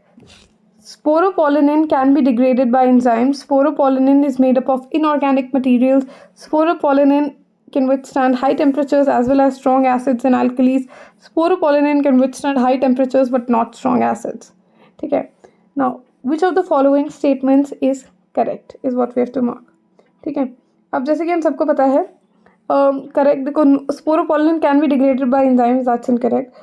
NCERT in fact mentions that no known enzyme can degrade sporopollenin. There's no enzyme which is known that can degrade sporopollenin. Sporopollenin is made up of inorganic materials. देखो अब ऐसे तो कुछ NCERT mention ही नहीं करती है, but still to be on the safer side, let me give you a brief of it. कि sporopollenin जो होते हैं ना, it's a highly resistant organic material है. It's an organic material, not made up of inorganic material. ठीक है, तो बड़ा कॉम्प्लेक्स बायोपॉलीमर्स वगैरह होते हैं, बट या the made up of organic molecules. ठीक है, इनऑर्गेनिक कंपोनेंट्स नहीं, तो ये तो गलत हो जाएगा. स्पोरोपोलिन कैन विथस्टैंड, मतलब it can tolerate high temperatures as well as strong acids and alkalis. Not that is correct. ठीक है, sporopollenin can withstand high temperatures but not strong acids, वो इनकरेक्ट हो जाता है. ठीक है, एनसीईआरटी इनफैक्ट मेंशन भी करती है इसको. So let us look for these lines in NCERT. या there you go, where NCERT speaks about that, sporopollenin can withstand high temperatures and strong alkali and acids. No enzyme that degrades sporopollenin is so far known. All right, okay, we're on which question now? We're done with 50 questions. We will continue with it. We'll try finishing it up. If we sit with the target, we'll wrap that up in one video. Okay, megasporangium is equivalent to A, fruit, B, nucellus, C, ovule, or D, embryo sac. The correct answer here would be megasporangium is equivalent to, it is equivalent to ovule. हमने पढ़ा भी है, right? Megasporangium is equivalent to what? It's equivalent to the ovule, right? हम पढ़ते भी तो हैं ये यहाँ रहा ये रहा megasporangium ovule, right? All right. Right and all right. Okay, now the advantage of cleistogamy is more vigorous offspring, no dependence of pollinator, vivipary, higher genetic variability. Now, this was asked in AIPMT 2013. What do you think is the advantage of cleistogamy? क्या होती है? What is the vigorous offspring होते हैं? There's no dependence on pollinators or vivipary or higher genetic variability. Now, the correct answer here is primary advantage क्या होता है cleistogamy का? That these flowers never open up, and since they self-pollinate, there's no dependence on pollinators. So that becomes option number 2 becomes the correct answer. Cleistogamy में कोई dependence ही नहीं होती है. ठीक है? I hope that is clear. ठीक है? और शॉर्ट सीड सेट तो होता ही है. सीड सेट अशॉर्ड होता है और अच्छे विगरस ऑफस्प्रिंग्स बनते हैं. All of that is true. Higher genetic variability होती है ना, that is incorrect. Reduce genetic variability तो इनब्रीडिंग डिप्रेशन हो जाते हैं ना. अगर आप सेम सेल्फ पॉलिनेशन कराते जा रहे हो for years and years all together तो जेनेटिक वेरिएशंस कैसे आएंगे? तो रिड्यूस जेनेटिक वेरिएशन होते हैं. ठीक है, तो ये तो वैसे ही इनकरेक्ट हो गया. और विगरस ऑफस्प्रिंग्स है वो बन सकते हैं, but that can be true. Main advantage यही होता है कि there is no dependence on pollinators. NCERT इसको मेंशन भी करती है. ठीक है, क्लियरली देख सकते हैं how well organised and well plan these sessions are. So do get a like. Okay, yeah see the advantage of cleistogamous flowers is that cleistogamous flowers produce a short seed set even in the absence of pollinators. Okay, so this happens even in the absence of pollinators. All right, moving on to the next one. Next one says, which one of the following statements is correct? Which one of the following statements is correct? Sporogenous tissue is haploid. Endothecium produces the microspores. Tapetum nourishes the developing pollens, or the hard outer layer of pollen is called intine. Now, this was asked in AIPMT 2013. Which one of the following statements is correct? अगर मैं बोलूँ तो वो होगी option number 3. Tapetum nourishes the developing pollen, जो हमने starting में पढ़ा था. पहला statement that sporogenous tissue is haploid is actually incorrect because sporogenous tissue जन्म देने वाला tissue is actually diploid. Haploid नहीं होता, it's actually diploid. Sporogenous tissue will undergo meiosis and will produce the haploid microspores. Sporogenous tissue present होता है ना anther में, that is diploid. Sporogenous tissue में sporogenous cells which will undergo meiotic division and produce 4 microspores. Endothecium produce the microspores? No, that is incorrect. तो endothecium produces the microspores. देखो वो गलत है. एंडोथीसियम एक लेयर है, right? We have the epidermis, endothecium middle layer, tapetum, उसके अंदर sporogenous tissue होता है. ठीक है, endothecium is a layer which provides protection but does not produce microspores. Microspores are actually produced by the sporogenous tissue. ठीक है, tapetum nourishes, that's correct. Hard outer layer of the pollen is called intine. Now that's incorrect. Hard outer layer को हम बोलते हैं exine, while the inner layer is called the intine. So I've decoded it as well for you. All right. Moving on to the next one. Next one says, what is the function of germ pores, dear? Germ pores, absorption of water for seed germination, initiation of pollen tube, release of male gametes, or the emergence of a radicle. This was asked in AIPMT Mains 2012. देखो, अब जैसे कि हम पहले बोलते थे कि the paper used to be relatively trickier and this is one of a tricky question. You know, अब आप बहुत सारे मार्क कर देंगे initiation of pollen tube, but let's be more precise guys. Initiation of pollen tube बनना थोड़ी चालू होता है जर्म पोर से. जर्म पोर का काम होता है to you know extension of the pollen tube. तो जब पॉलन ट्यूब आता है तो it emerges from the germ pore, that's true. ठीक है, release of male gametes, that can be a potential question. अब देखो यहाँ पे अगर इनिशिएशन का इनका मतलब I am not able to comprehend. Pollen tube formation, germ pores का फंक्शन पॉलन ट्यूब फॉर्म करना तो नहीं होता है यार.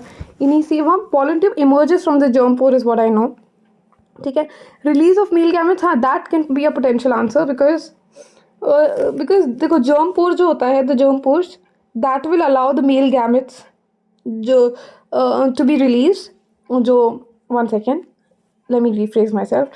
जो germ pore होता है that will allow the male gametes which were formed after the mitosis which happened in the generative cell. तो generative cell में mitosis हुई, 2 male gametes बने, they will be released from the germ pore. So germ pore allows the male gametes to be released from the pollen grains, and from there they travel down into the pollen tube to reach the ovule for fertilization. So मेरे हिसाब से release of male gametes would be the correct answer. अब अगर वहाँ पे जैसे यहाँ पे the word they've used emergence, यहाँ पे अगर emergence of pollen tube लिखा होता then I would have marked option number 2 as the correct answer. But do let me know if there's a different answer to this. Okay, moving on to the next question. Plants with ovaries having only one or few ovules are generally pollinated by A. butterflies, B. birds, C. wind, or B. the four bees. Now the correct answer here would be plants which have ovaries with only one or few ovules, they are generally pollinated by wind, and such type of pollination is referred to as anemophily. All right, moving on to the next one. Gynoecium consists of many free pistils in the flowers of aloe, tomato, papaver, or michelia. Now this was asked in AIPMT 2012. Now this question I am relatively not sure if it's a part of the current NCERT textbook because I have not come across michelia as a word. मतलब papaver, somniferum वो सब तो है, ठीक है, but maybe not, ये morphology से linked हो सकता है, ठीक है. तो जो gynoecium होता है consist of many free pistils, मतलब apocarpus conditions है. The gynoecium, the carpels are free pistils मतलब carpels separated, they're not fused. The correct answer here would be michelia. Because देखो मिशीलिया एक apocarpous it's has an apocarpous gynoecium, ठीक है.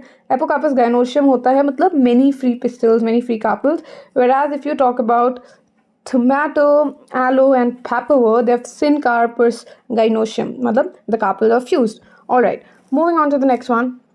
I hope you're finding it interesting because see, I've been speaking for so long, so there will be a time I reach a saturation where I start fumbling, but you can manage a little bit here and there is okay. At the end of the day, we're all humans. We all have the right to make blunders, right?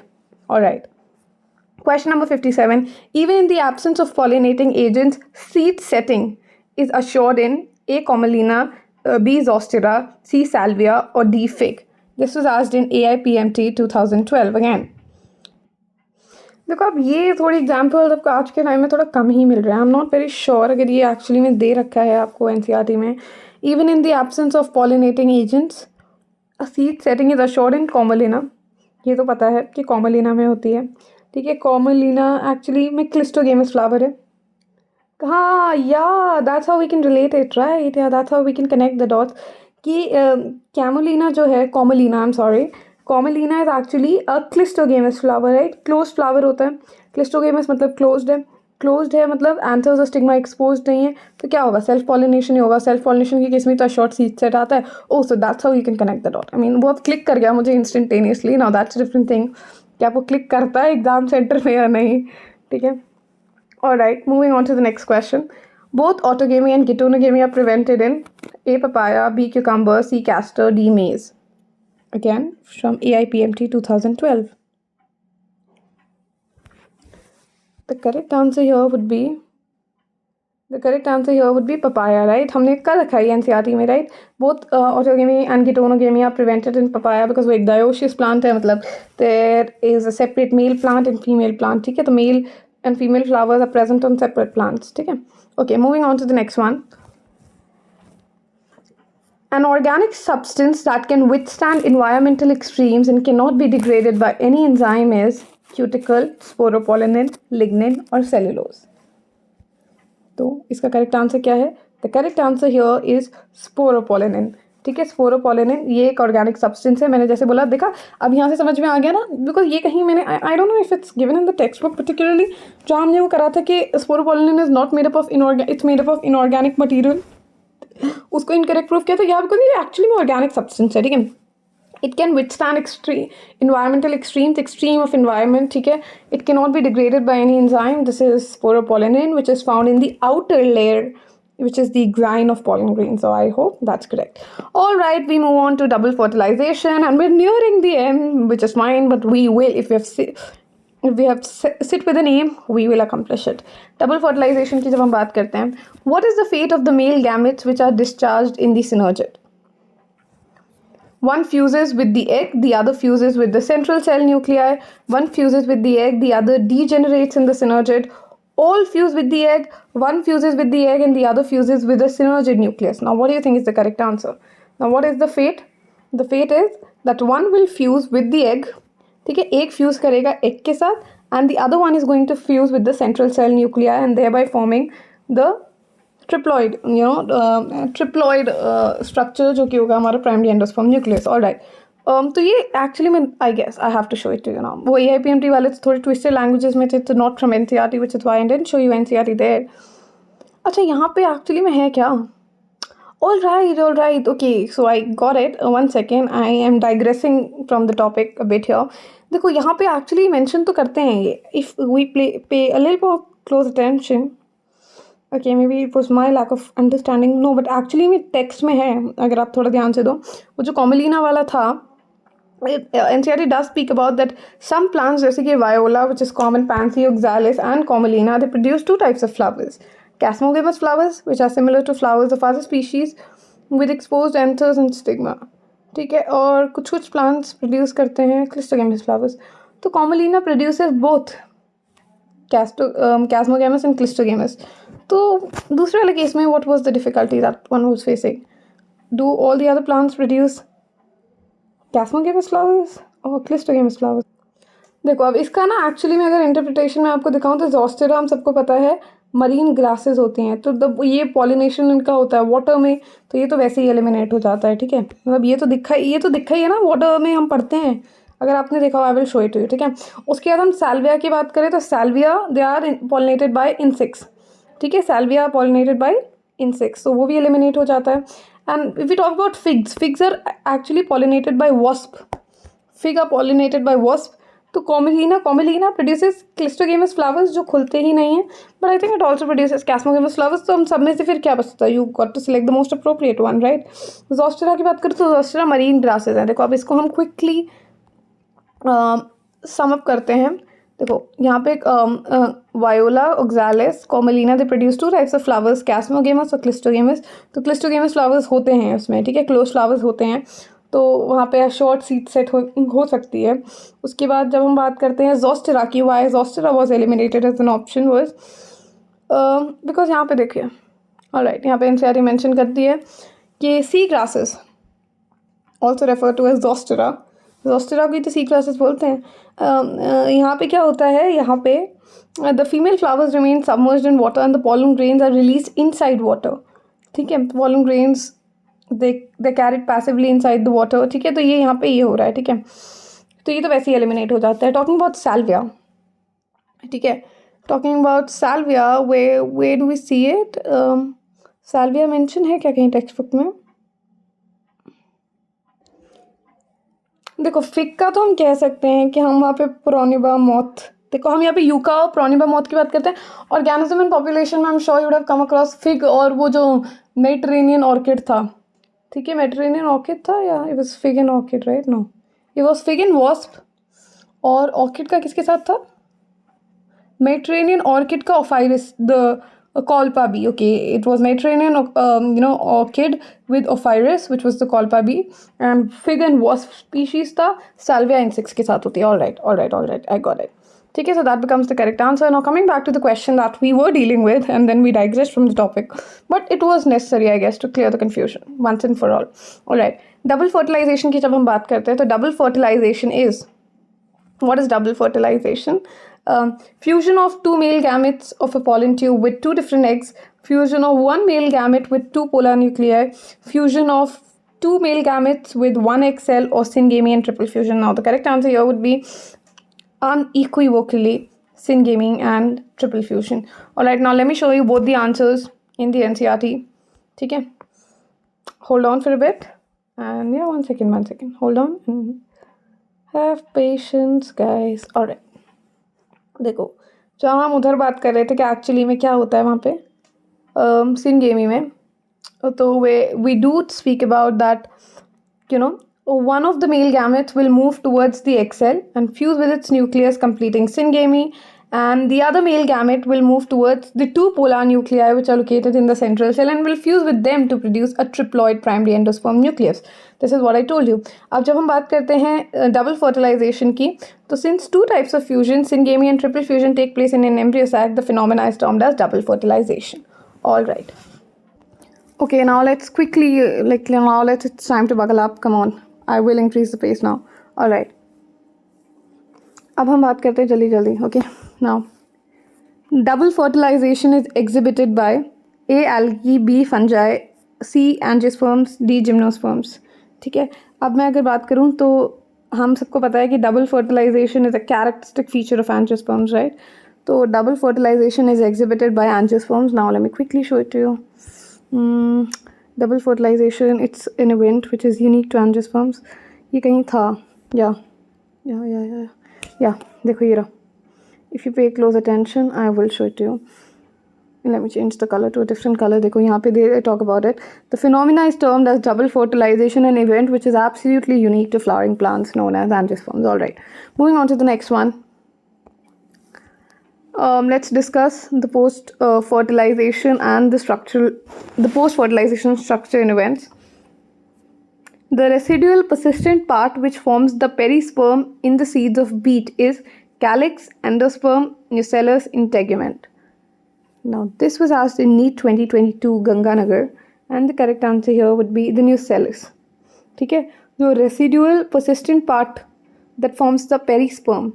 In fact, the persistent part which forms the perisperm in the seeds of beet. Beet है यहाँ पे for some reason. I feel like it should be wheat. But ठीक है, in the beet, seed of beet is nucellus. See how I decoded it? It is definitely from, oh yeah, beet भी तो एक example होता है, right? No, beet is also an example. Right, beet हो सकता है. And the seeds of beet is nucellus. तो यहाँ पे ये mention है NCERT में. Let me quickly show it to you. Towards the end, हाँ अब तो last में ही आ गए हम. Right, देखो clearly देख सकते हैं examples mention है, तो please make sure you learn these examples by heart. Occasionally in some seeds जैसे कि black pepper and beet, remnants of nucellus remains हो जाते हैं, कुछ remains बच जाते हैं nucellus के. The remnants of nucellus are also persistent. This residual persistent nucellus is called the perisperm. ये diploid होता है, ये याद रखिएगा. All right. So this remnants of nucellus is called the perisperm, right? Okay, moving on. Which part of the fruit labeled in the given figure makes it a false fruit? D. Seed, A. Mesocarp, B. Endocarp, or C. Thalamus. Now the correct answer here would be option number D, which is C. Thalamus. के देखो कौन सा part इसको false fruit बनाता है. हम सबको पता है what is a false or an accessory fruit. A false fruit वो होता है a fruit which develops from other parts of the flower. Parts other than the ovary, right? Then that could be the thalamus, calyx, perianth, अलग-अलग flower, parts से fruit formation होती है. तो the part that makes it a false fruit should be C, because C thalamus है, and false fruits are formed from structures apart from the ovary like thalamus. और ये diagram mentioned है textbook में, not like I've extracted it from some random place. देखो mentioned है ना ये diagram where they speak about. तो ये part जो है, ये part क्या है दिया, ये labeled as this is C. और यहाँ आप clearly देख सकते हैं एप्पल में what you're actually eating is the thalamus. ठीक है, what you're actually eating is the thalamus. Seed और ये सब तो reduce हो चुका है, ठीक है, ovary has been reduced to the center. So what you're actually eating is thalamus, and thalamus is what makes it a false fruit, right?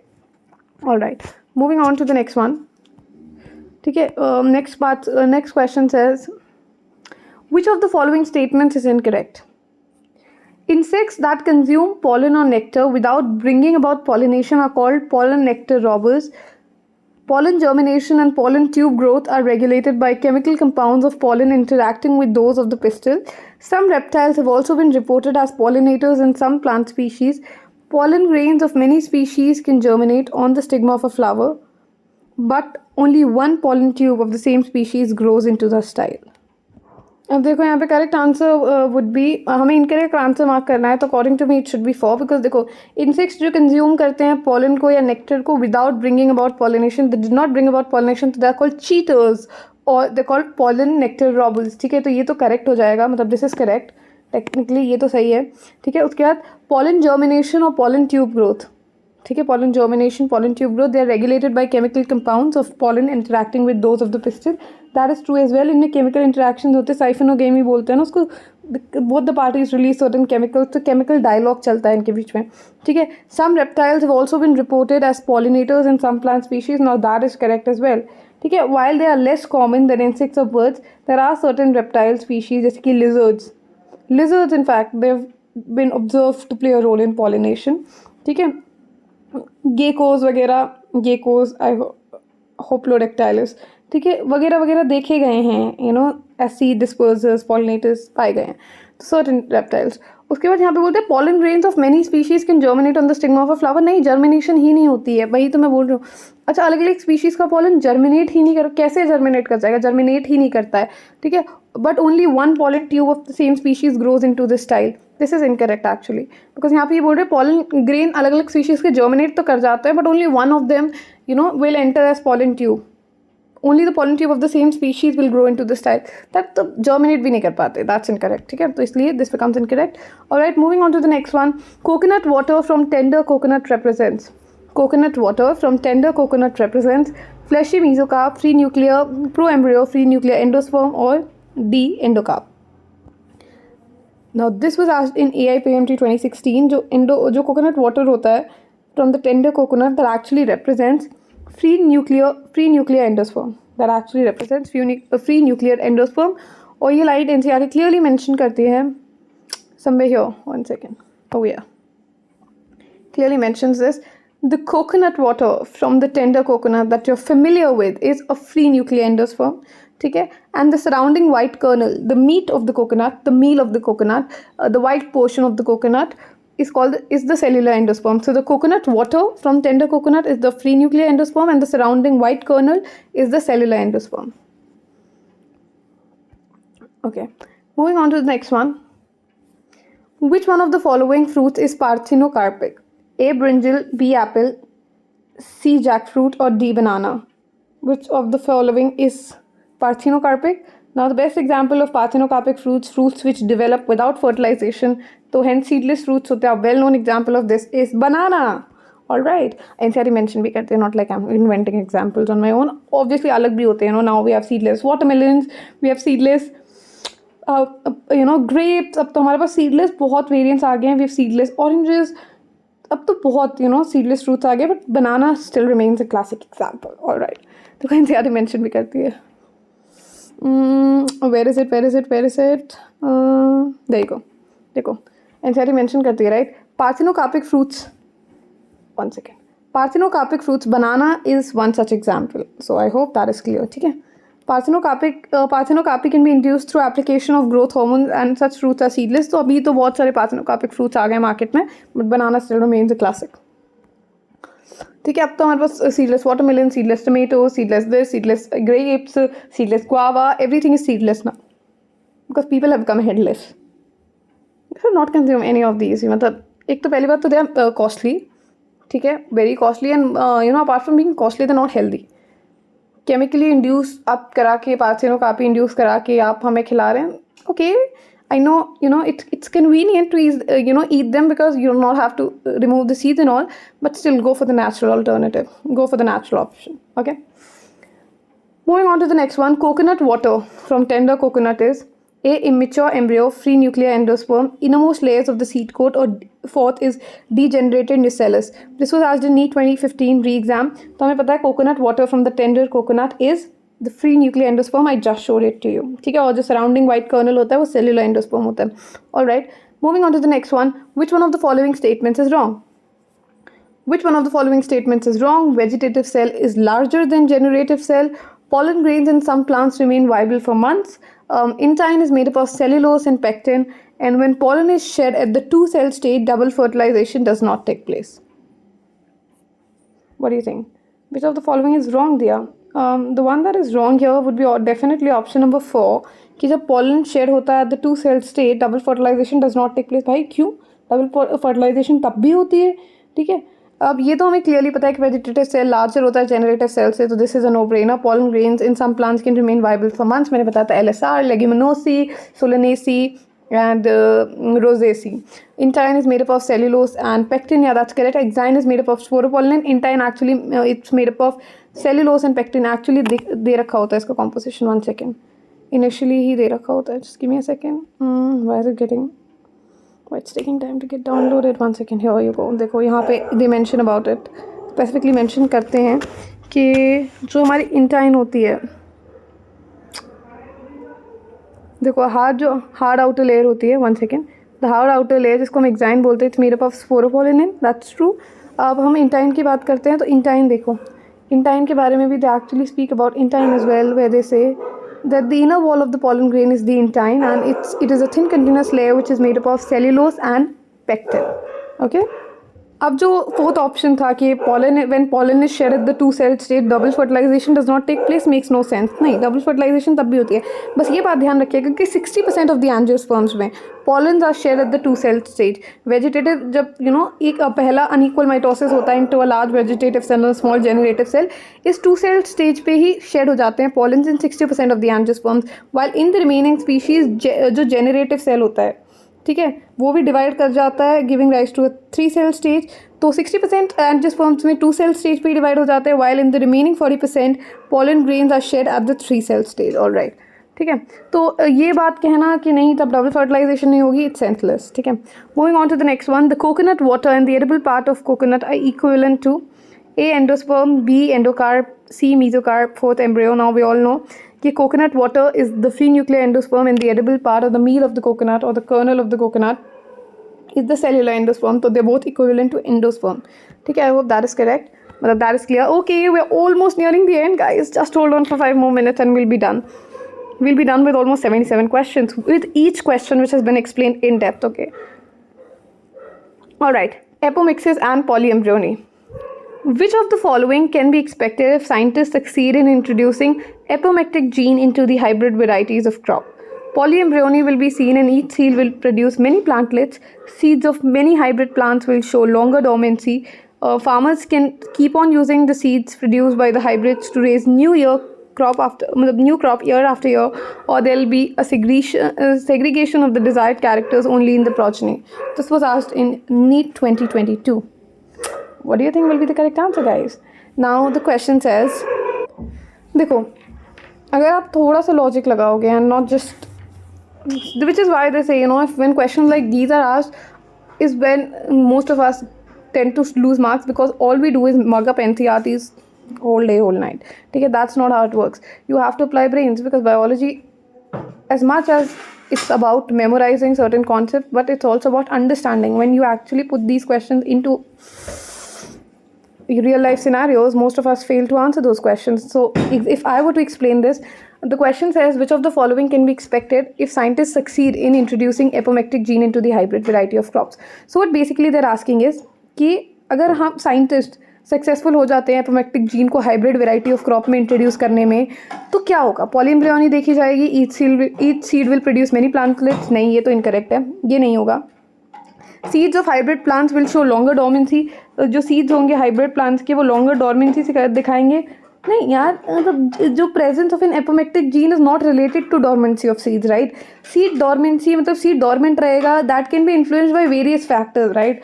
But it's not specifically because of the outcome of introducing an apomictic gene. That's definitely not the case, right? Then if we talk about, if we introduce an apomictic gene into the hybrid variety of crops, farmers can keep on using the seeds produced by these hybrids to raise new crop year after year. Now that makes complete sense, because देखो, what basically happens here is farmers can keep on using these seeds which are produced by the hybrids, because क्या होता है, apomictic seeds के साथ क्या होता है, genetic uniformity maintain रहती है. ठीक है. तो basically I give you an overview. अब अगर मैं सिंपल शब्दों में समझाऊँ तो it would be, apomictic seeds कैसे प्रोड्यूस होती हैं? What is apomixis? Apomictic seeds कैसे प्रोड्यूस होती हैं? They produced without sexual reproduction. So since there is a genetic recombination, so देखो, हाँ, these are the seeds which are formed without sexual reproduction. ठीक है.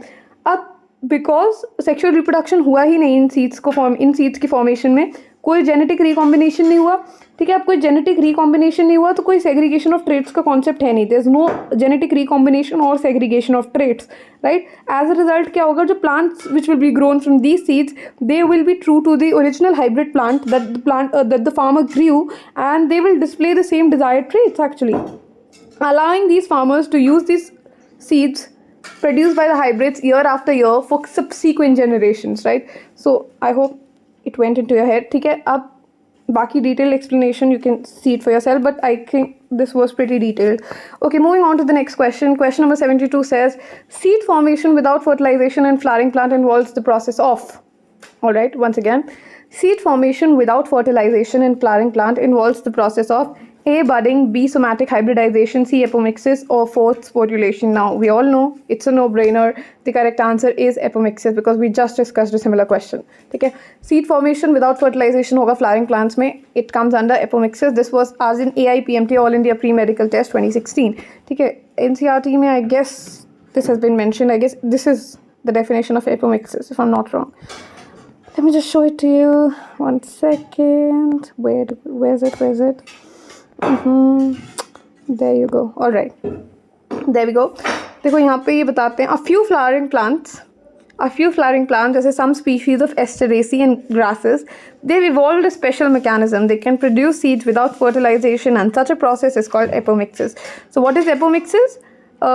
Apomixis is a form of asexual reproduction where we're trying to mimic sexual reproduction, ठीक है। तो यहाँ पे हमने fruit formation तो किया, तो fruit formation is a consequence of what? Seed बनेगी, ठीक है। seed से fruit बनेगा, ऐसे ही तो होता है ना। How does it happen? Zygote converts into embryo, ovule changes into seed, ovary changes into fruit, तो fruit तो बना, ठीक है। but was the fruit formed with after fertilization ना? तो यहाँ पे क्या हुआ, fruit formation हुई flowering plants में, बट यहाँ पे सीड फॉर्मेशन हुई, but seed formation has to happen after fertilisation, right. Zygote में जब स्पर्म और एग फ्यूज़ किए, ठीक है, दे फॉर्म द जाइगोट, ठीक है। जाइगोट बना, जाइगोट के बनने के बाद zygote will develop into embryo, तब जाके ओव्यूल डेवलप होता है सीड में। अब सिंस यहाँ पे तो फर्टिलाइजेशन हुई नहीं, तो मतलब there was no formation of a zygote, but still there was formation of seed. So this special mechanism where you're forming seeds without fertilization is called apomixis. It's a form of asexual reproduction where you're trying to mimic sexual reproduction. Please, जो दो examples NCERT में दे रखे हैं, please remember them. Some species of Asteraceae and grasses. That might be a potential question in the examination. All right. Moving on to the next question, which is related to the seed. All right. जब हम seed की बात करते हैं, the seed, which of the following set represents the correct labeling of A, B, C, and D with respect to the given diagram? Now, where has this diagram been extracted from? What do you think? All right, so this diagram has been mentioned in NCERT, but a lot of us tend to skip those diagrams and never make an attempt to look at those diagrams. But as I say, every single word of NCERT is important, so please. ठीक है, अब ये diagram में which of the following set represents the correct labeling of A, B, C and D? ठीक है, अगर अब मैं A की बात करूँ, ठीक है, ए एक्चुअली में क्या रिप्रेजेंट कर रहा है, A actually represents the seed coat, ठीक है। ए रिप्रेजेंट कर रहा है सीड कोट को, ठीक है। अब जो बी है, C actually represents the endosperm, C is representing the endosperm, now that is correct. B की अगर मैं बात करूँ तो बी रिप्रेजेंट कर रहा है cotyledon, B is actually representing the cotyledon. और अगर मैं डी की बात करूँ तो D is actually representing the hypocotyl root axis. Hypocotyl basically hypocotyl को शो कर रहा है। So let's mark our answers accordingly. What does A represent? A actually represents the seed coat. What does B represent? B actually represents the cotyledon, as I said. C actually represents the endosperm, and D actually represents the hypocotyle root axis. Now, where is this diagram mentioned in NCERT? I guess on page number 21. You can see it for yourself. Different page numbers in different books. I have the latest edition, so in my textbook, it's page number 21. So, as you can see, this is the diagram that they have asked. Okay? Please, it's a request to kindly make an attempt to look at these diagrams, because you have literally seen here this diagram has been asked in previous year, this diagram has been asked, so please make an attempt to look at these diagrams and solve diagram related questions as well. ठीक है, तो जैसे कि हम clearly देख सकते हैं, this A is the seed coat, ये seed coat है हमारा, ठीक है। B हमारा endosperm है, as I was saying, ठीक है। C हमारा cotyledon है, और ये this is the hypocotyle root axis. ठीक है, I hope that is clear. All right, few more questions, I guess last 2 or 3 questions and then we'll be done with it. All right, next question. The next question says, one second, where's the highlighter? All right, okay. Next question says, in some plants, the thalamus contributes to fruit formation. Now, such fruits are termed as false fruits, aggregate fruits, true fruits, or parthenocarpic fruits. Now, this was asked in NEET 2020. All right. So, कुछ plants जिनमें thalamus contributes to fruit formation, ऐसे fruits को हम क्या बोलते हैं? False fruits. Such fruits are termed as false fruits. NCERT mention भी करती है false fruits को, देखो हम accessory fruits भी बोलते हैं. I'm not sure whether that term is mentioned in NCERT or not, but if the fruit develops from other floral parts, ठीक है, जैसे कि from the other floral parts like thalamus, जिसको हम रिसेप्टिकल भी बोलते हैं, in addition to the ovary. Ovary ऐसा नहीं है, ओवरी होती नहीं है, जैसे कि हम एप्पल में देखते हैं तो ओवरी रिड्यूस हो जाती है, right, and the actual fruit that we are consuming is nothing but the thalamus, right. तो यही डेफिनेशन होती है फॉल्स फ्रूट की और the accessory fruit. Yeah see it's mention, right, I have labelled it. One second. Okay, so as I was saying, in a few plant species जैसे कि Apple हो गया, स्ट्रॉबेरी हो गया, कैशियो हो गया, the thalamus also contributes to fruit formation and such fruits are referred to as false fruits. ठीक है, कुछ species now see examples have to be learn, there is no other alternative, I have no other mnemonics to and clues to give you. Please do not trick your brain by getting into all these tricks कि okay we'll create tricks, mnemonics, none of them works in the exam center. Please remember the examples as it is. ठीक है, तो false fruits के 3 examples जो NCERT mention करती है Apple, strawberry and cashew. ठीक है, however you want to cast, if this is how you want to remember, see I just developed a mnemonic on the spot which is like cashew nut, apple, strawberry. ठीक है, if it helps, does not help, you can remember them as it is, completely up to you. All right, moving on to the next question. Next question says, persistent nucellus in the seed is known as, A. tegmen, B. chalaza, C. perisperm, और fourth is hilum. So जो persistent nucellus होता है seed में, उसको हम क्या बोलते हैं? टेगमेन, चलेजा, पेरिस्पर्म और hilum. I guess persistent nucellus is called the perisperm, if I am not wrong. Yeah it's called the perisperm, right. Persistent nucellus को पेरिस्पर्म ही तो बोलते हैं, यही तो बताया था यार. ठीक है, अभी देखेंगे, अभी okay we will look at this all together. Okay, अब next is non albuminous seed is produced in A maize, B castor, C wheat और डी पी. देखो, द करेक्ट आंसर अगर मैं आपको बताऊं तो would be option number 4 which is pea. अब देखो, नॉन एल्ब्यूमिनस सीड्स क्या होते हैं? Now since we are nearing the end, I don't want to mess it all up, I want to give a fantastic explanation. Non albuminous seeds की अगर मैं बात करूँ तो they are also referred to as exalbuminous seeds, right. Non albuminous को exalbuminous भी बोलते हैं, नॉन एंडोस्पर्मिक बोलते हैं. नॉन एंडोस्पर्मिक मतलब एंडोस्पर्म कंज्यूम हो जाता है, right, where the endosperm is completely consume during the seed development. अब यहाँ पे क्या होता है ना, नॉन एल्ब्यूमिनस सीड्स के केस में the food is stored in the cotyledons, in the 2 cotyledons. ठीक है, rather than the endosperm, hence the correct answer would B P. ठीक है, तो अब मैं अगर आपको दिखाऊँ ये दोनों आंसर्स एग्जाम, मतलब दोनों, तो you know this is where you can see it. देखो, एक तो ये तो आपको ऑलरेडी पता है, this we have already discuss that occasionally in some seeds जैसे कि black pepper, in beet, remnants of the nucellus persistent हो जाते हैं. The persistent nucellus is called the perisperm. Diploid होता है, ये हमने बता दिया. Alright, we were discussing about the non-albuminous seed के example. तो non-albuminous seeds वो होते हैं which have no residual endosperm, जिनमें endosperm बचा ही नहीं होता. It gets completely consumed during the seed formation, मतलब seed development, embryo development में it gets completely consumed during the embryo development. 2 examples of which are pea and groundnut. Please remember this because they might change it to groundnut next year and you'll be like, huh, this was not in the previous question. I mean, ठीक है, तो please remember that, you know, non albuminous seeds के examples क्या हैं? We have pea and groundnut. और albuminous seeds की अगर मैं बात करूँ तो एल्ब्यूमिनस सीड्स के भी 2 एग्जाम्पल्स हैं, and I want to make sure that you know them. Albuminous seeds वो होते हैं जिनमें they are able to retain a part of the endosperm, तो इनको हम एंडोस्पर्मिक सीड्स भी बोलते हैं. मतलब they have a persistent endosperm, इनमें एंडोस्पर्म रहता है even after the embryo development. तो they retain a part of the endosperm and it's not completely consumed during the embryo development. इसका एग्जाम्पल हो जाएगा व्हीट, मेज, barley and castor. wheat, maize, barley and castor. तो please remember non albuminous के examples हो जाएंगे P and groundnut. अच्छा, एक और एग्जाम्पल अगर मैं आपको देना चाहूँ, मतलब I would not because NCERT से बाहर नहीं पूछते हैं, वुड बी बीन भी इसी में आ जाएगा नॉन एल्ब्यूमिनस में. एल्ब्यूमिनस में तो they have given you sufficient examples, wheat, मेज, बार्ले, कैस्टर, उतने ही कर लो, बहुत है, गनीमत है.